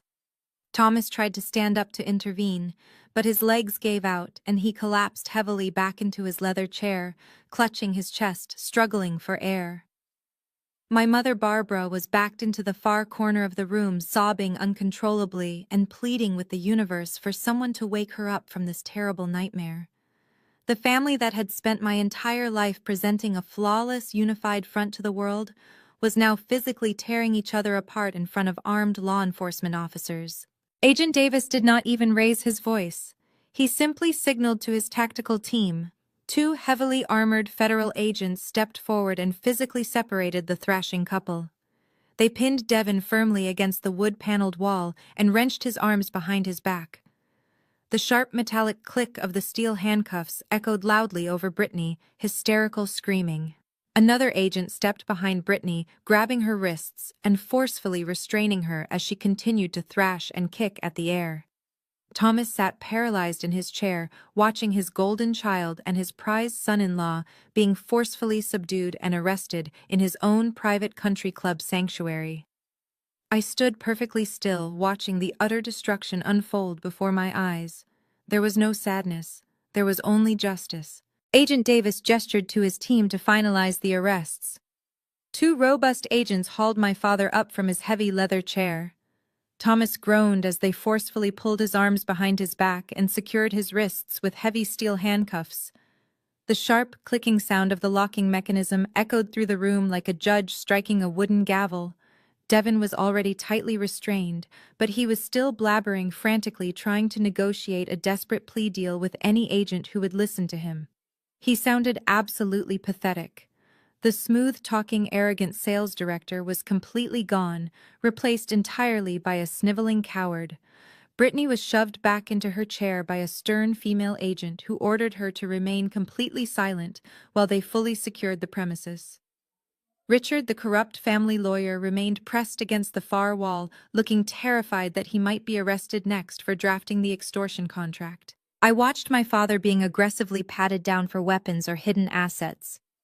His expensive custom tuxedo jacket was violently bunched up around his shoulders, making him suddenly look incredibly small, frail, and entirely powerless.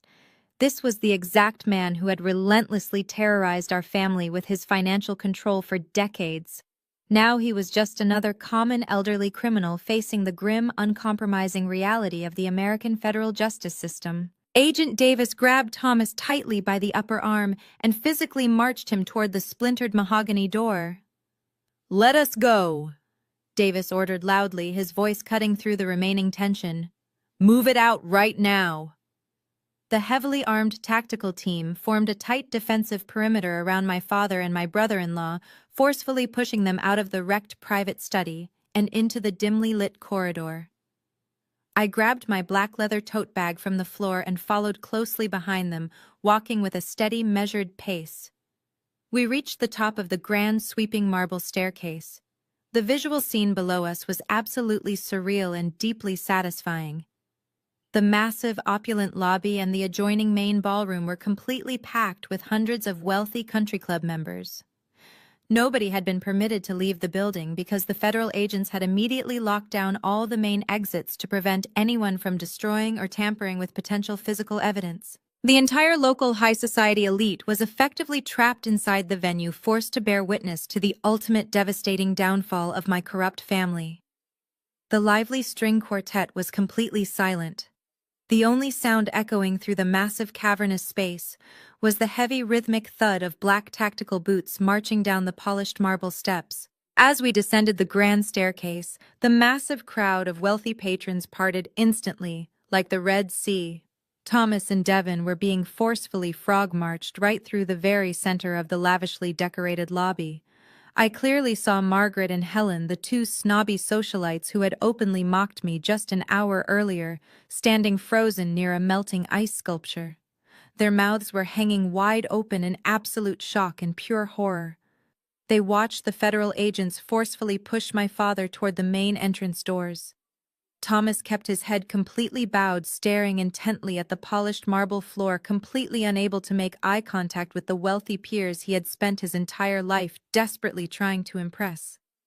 Devin was still actively crying real tears, begging the federal agents not to push him so hard in front of his important clients. The vicious whispers started almost immediately. Hushed, panicked conversations rippled rapidly through the massive crowd. People were pointing their manicured fingers and quickly pulling out their expensive cell phones to record the incredibly humiliating public spectacle. My parents had built their entire precarious social standing on the fragile illusion of vast wealth and a flawless, pristine reputation.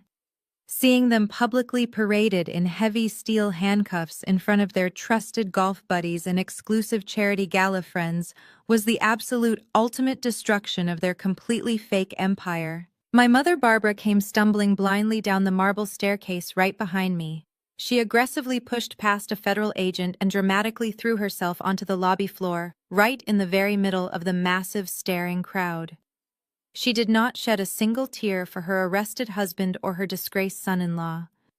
She slammed her fists violently against the cold marble floor and shrieked hysterically about her completely ruined social standing. "My beautiful reputation," she wailed loudly, her voice cracking with pure agonizing despair. "You have completely ruined my reputation forever, Rebecca. How am I ever going to show my face in this exclusive club ever again?" I stopped walking for a brief moment and looked down at her thrashing wildly on the floor in her ruined, expensive emerald green gown. I felt absolutely zero pity or sympathy for her. I stepped carefully around her thrashing body, completely ignoring her screams, and continued walking straight toward the heavy brass front doors. I pushed them open and stepped out onto the wide stone porch. The cold, crisp, biting winter air immediately hit my face, instantly clearing my lungs of the stale, toxic, suffocating atmosphere of the country club. I pulled my heavy winter coat tightly around my shoulders and walked steadily down the steps toward the valet circle. I did not look back even a single time. The drive back to my apartment was peaceful. Exactly 1 week later, the massive fallout from the country club raid completely dominated every single local news channel and newspaper front page in the city. The media circus was absolutely relentless and completely unforgiving. Agents spent the weekend executing search warrants across my father's luxury dealership and Devon offshore shell companies. Yellow crime scene tape barricaded the glass doors of the luxury car showroom. The morning news anchors practically buzzed with excitement as they detailed the staggering severity of the high-profile federal indictments. Thomas, Devon, and Brittany were all formally charged with aggravated identity theft, multiple counts of wire fraud, and severe money laundering. The sheer scale of their domestic laundering chain was the biggest financial scandal our wealthy suburb had ever witnessed in its history. News helicopters circled above the waterfront luxury condo Brittany had illegally purchased, broadcasting live footage of government officials seizing the property right out from under her manicured hands. It was a complete and absolute public ruin. But the criminal charges were only one part of the war they had started. They still had an active emergency custody petition filed against me in family court. On Wednesday morning, I walked up the wide concrete steps of the county courthouse wearing a sharp, tailored navy blue suit. I did not hire an attorney. I walked into family court entirely alone, carrying only a single manila folder holding my federal credentials. The courtroom was almost completely empty. My parents had originally planned to pack the gallery with their wealthy country club friends to intimidate me, but none of those friends wanted anything to do with them now. My mother Barbara was sitting alone at the petitioner table. She looked like she had aged 10 years in a single week. Her hair was unkempt, and she was wearing a faded gray sweater that looked nothing like her usual designer wardrobe. She glared at me with absolute venom as I sat down at the opposing table, but she did not dare say a single word. Thomas was not there to back her up today. He was currently sitting in a federal holding cell, having been completely denied bail due to his incredibly high flight risk. The presiding judge, a stern woman with decades of experience on the bench, entered the courtroom and took her elevated seat. She opened the thick custody file my parents' corrupt lawyer had submitted just days earlier. The judge adjusted her reading glasses and spent 2 full minutes silently reviewing the outrageous claims of my supposed mental instability and severe financial ruin. Then she looked up and shifted her piercing gaze directly toward my mother. Mrs. Barbara, the judge, began, her voice echoing sharply in the quiet room. "I see you and your husband filed an emergency petition demanding full custody of a 6-year-old child, claiming the mother is an unfit provider. I also see that your husband is currently sitting in federal lockup facing 20 years for stealing hundreds of thousands of dollars from the federal government." My mother flinched as if she had been physically struck, but the judge was absolutely not finished with her reprimand.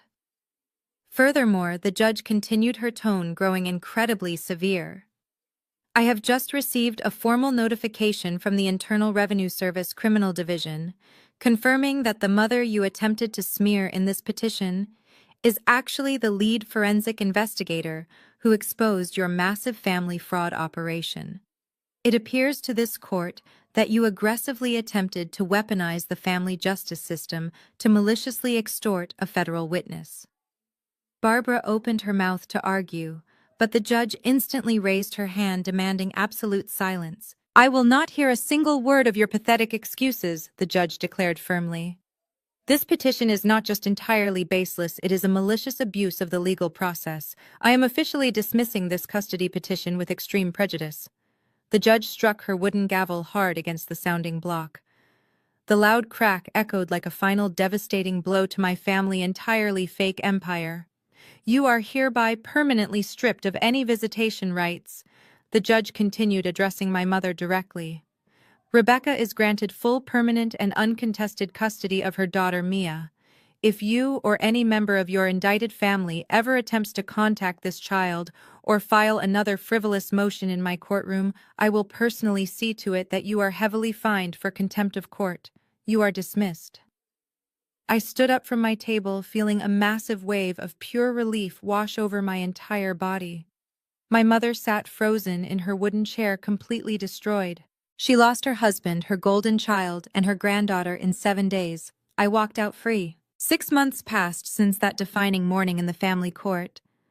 The wheels of federal justice grind slowly, but they grind exceedingly fine. I returned to my quiet, peaceful life with Mia completely undisturbed by the toxic drama that used to suffocate me. My forensic accounting firm actually saw a massive surge in high-profile clients after the news of the raid went fully public. But for my biological family, the harsh reality of their actions finally caught up to them in the most devastating ways imaginable. The Small Business Administration does not forgive, and it certainly does not forget. Once the federal prosecutors finalized their financial audits, the government moved swiftly to recover the stolen relief funds.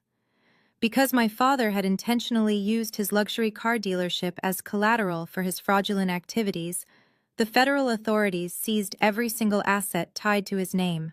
The massive glass showroom where Devin used to swagger around selling overpriced sports cars was completely emptied out by government tow trucks in a single afternoon. Thomas was sitting in a federal penitentiary awaiting his formal sentencing when the bank finally foreclosed on the family mansion. The sprawling brick estate with the heated swimming pool and the manicured lawns was put up for public auction. My mother, Barbara, was forcefully evicted by county sheriffs. She had to stand on the sidewalk and watch strangers carry her expensive antique furniture and imported rugs out to moving vans to be liquidated to pay off my father's massive legal debts.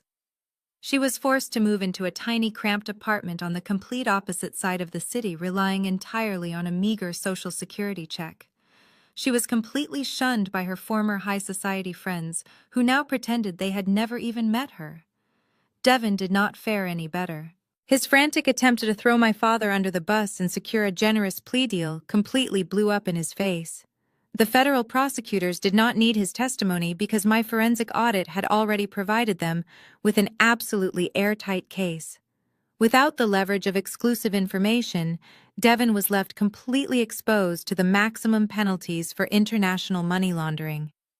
He was currently sitting in a maximum security county jail, waiting for the judge to hand down a sentence that would likely keep him locked in a concrete cell until he was an old man.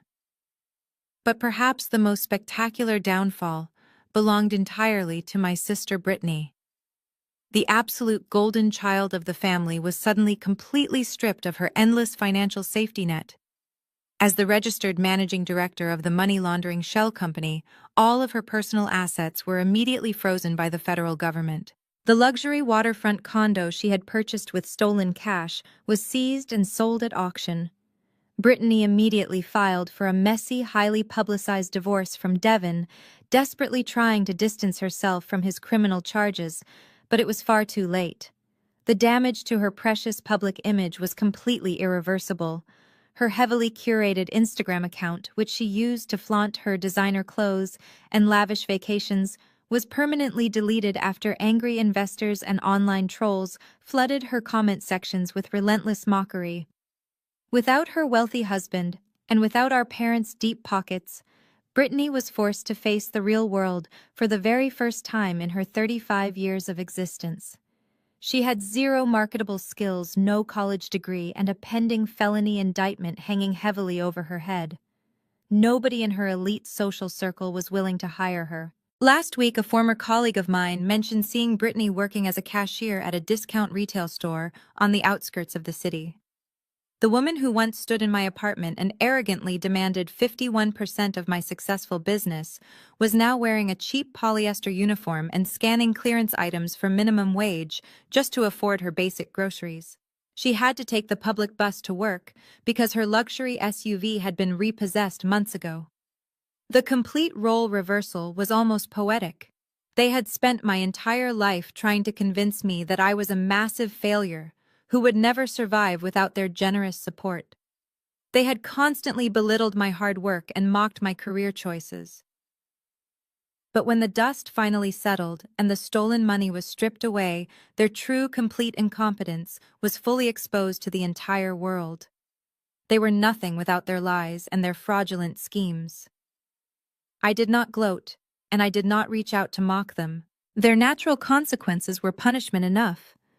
I simply focused entirely on building a beautiful, stable future for my daughter, completely free from their poisonous influence. I knew I had finally won my true freedom.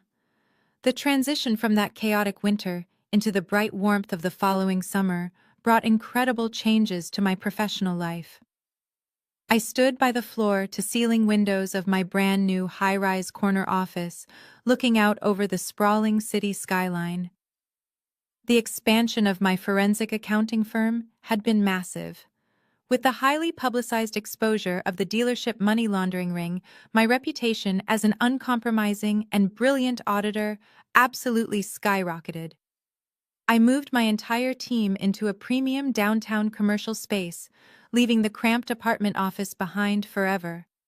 My personal desk was a sleek expanse of polished glass, completely free of red pushpins and tangled string. I held a steaming mug of artisanal dark roast coffee and watched the tiny cars moving on the highway far below. Life was incredibly peaceful and perfectly organized. The sharp ringing of my private desk phone broke the quiet atmosphere. I walked over and glanced at the caller identification display. It was an automated operator from a restricted number indicating an incoming collect call. My private direct line was unlisted, meaning whoever was calling had gone through significant effort to bypass my administrative assistants. I tapped the speaker button out of sheer professional curiosity. An automated voice announced that there was a collect call from a restricted facility, but then I heard the unmistakable sound of a heavy, sobbing breath. I pressed the button to accept the charges. "Rebecca! My mother?" Barbara wailed, her voice instantly echoing through the spacious modern office. It sounded thin and incredibly fragile, completely stripped of the arrogant command she used to wield like a weapon. "Please do not hang up," she begged frantically. "I have been trying to get through to you for weeks. I am so sorry, Rebecca. I am just so incredibly sorry." I leaned back in my ergonomic leather chair and listened to her cry. The sound that used to send me into immediate panic now registered as nothing more than background noise. "Where are you, Mom?" I asked, keeping my voice perfectly level and devoid of any emotion. "I am at a motel out on the interstate," she sobbed, loudly blowing her nose. "It is awful here, Rebecca. The heater is broken and there are bugs everywhere. The government took absolutely everything. My pension is entirely gone to pay for your father's legal restitution.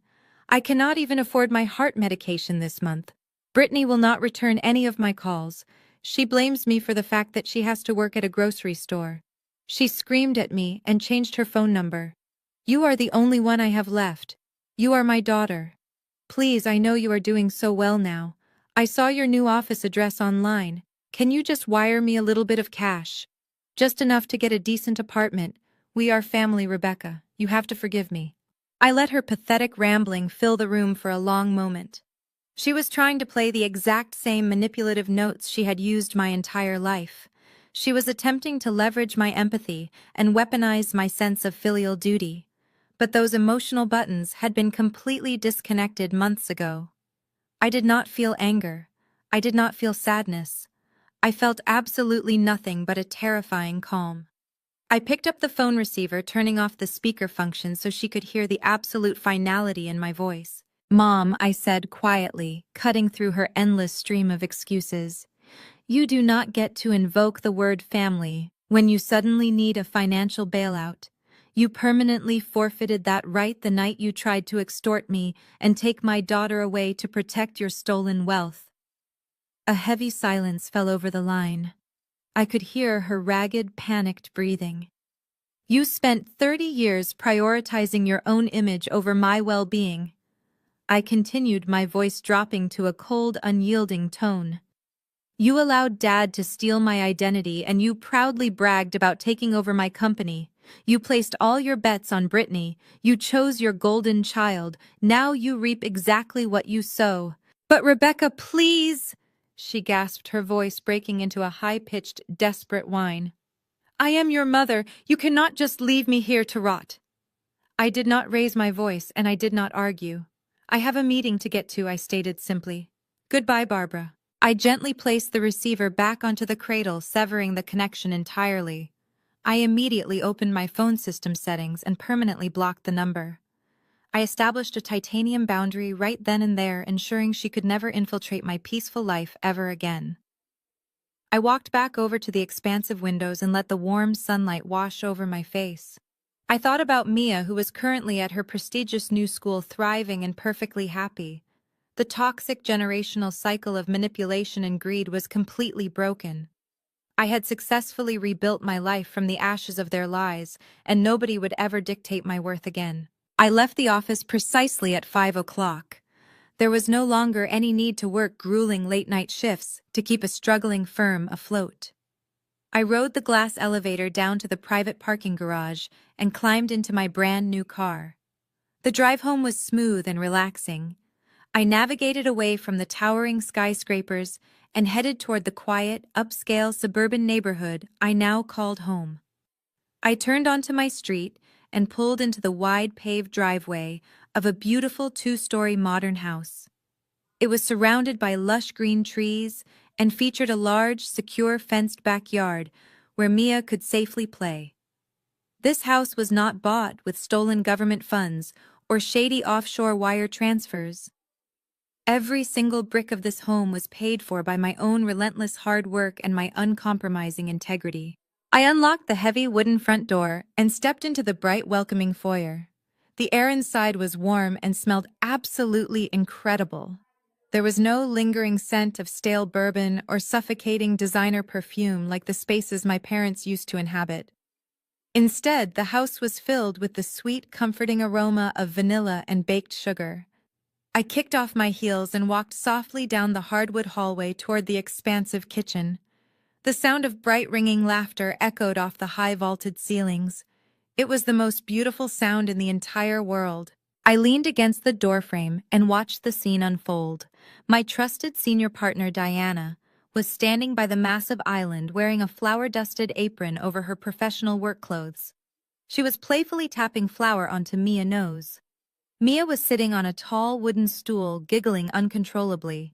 Spread out across the smooth granite counter were dozens of freshly baked sugar cookies covered in vibrant pink frosting and colorful rainbow sprinkles.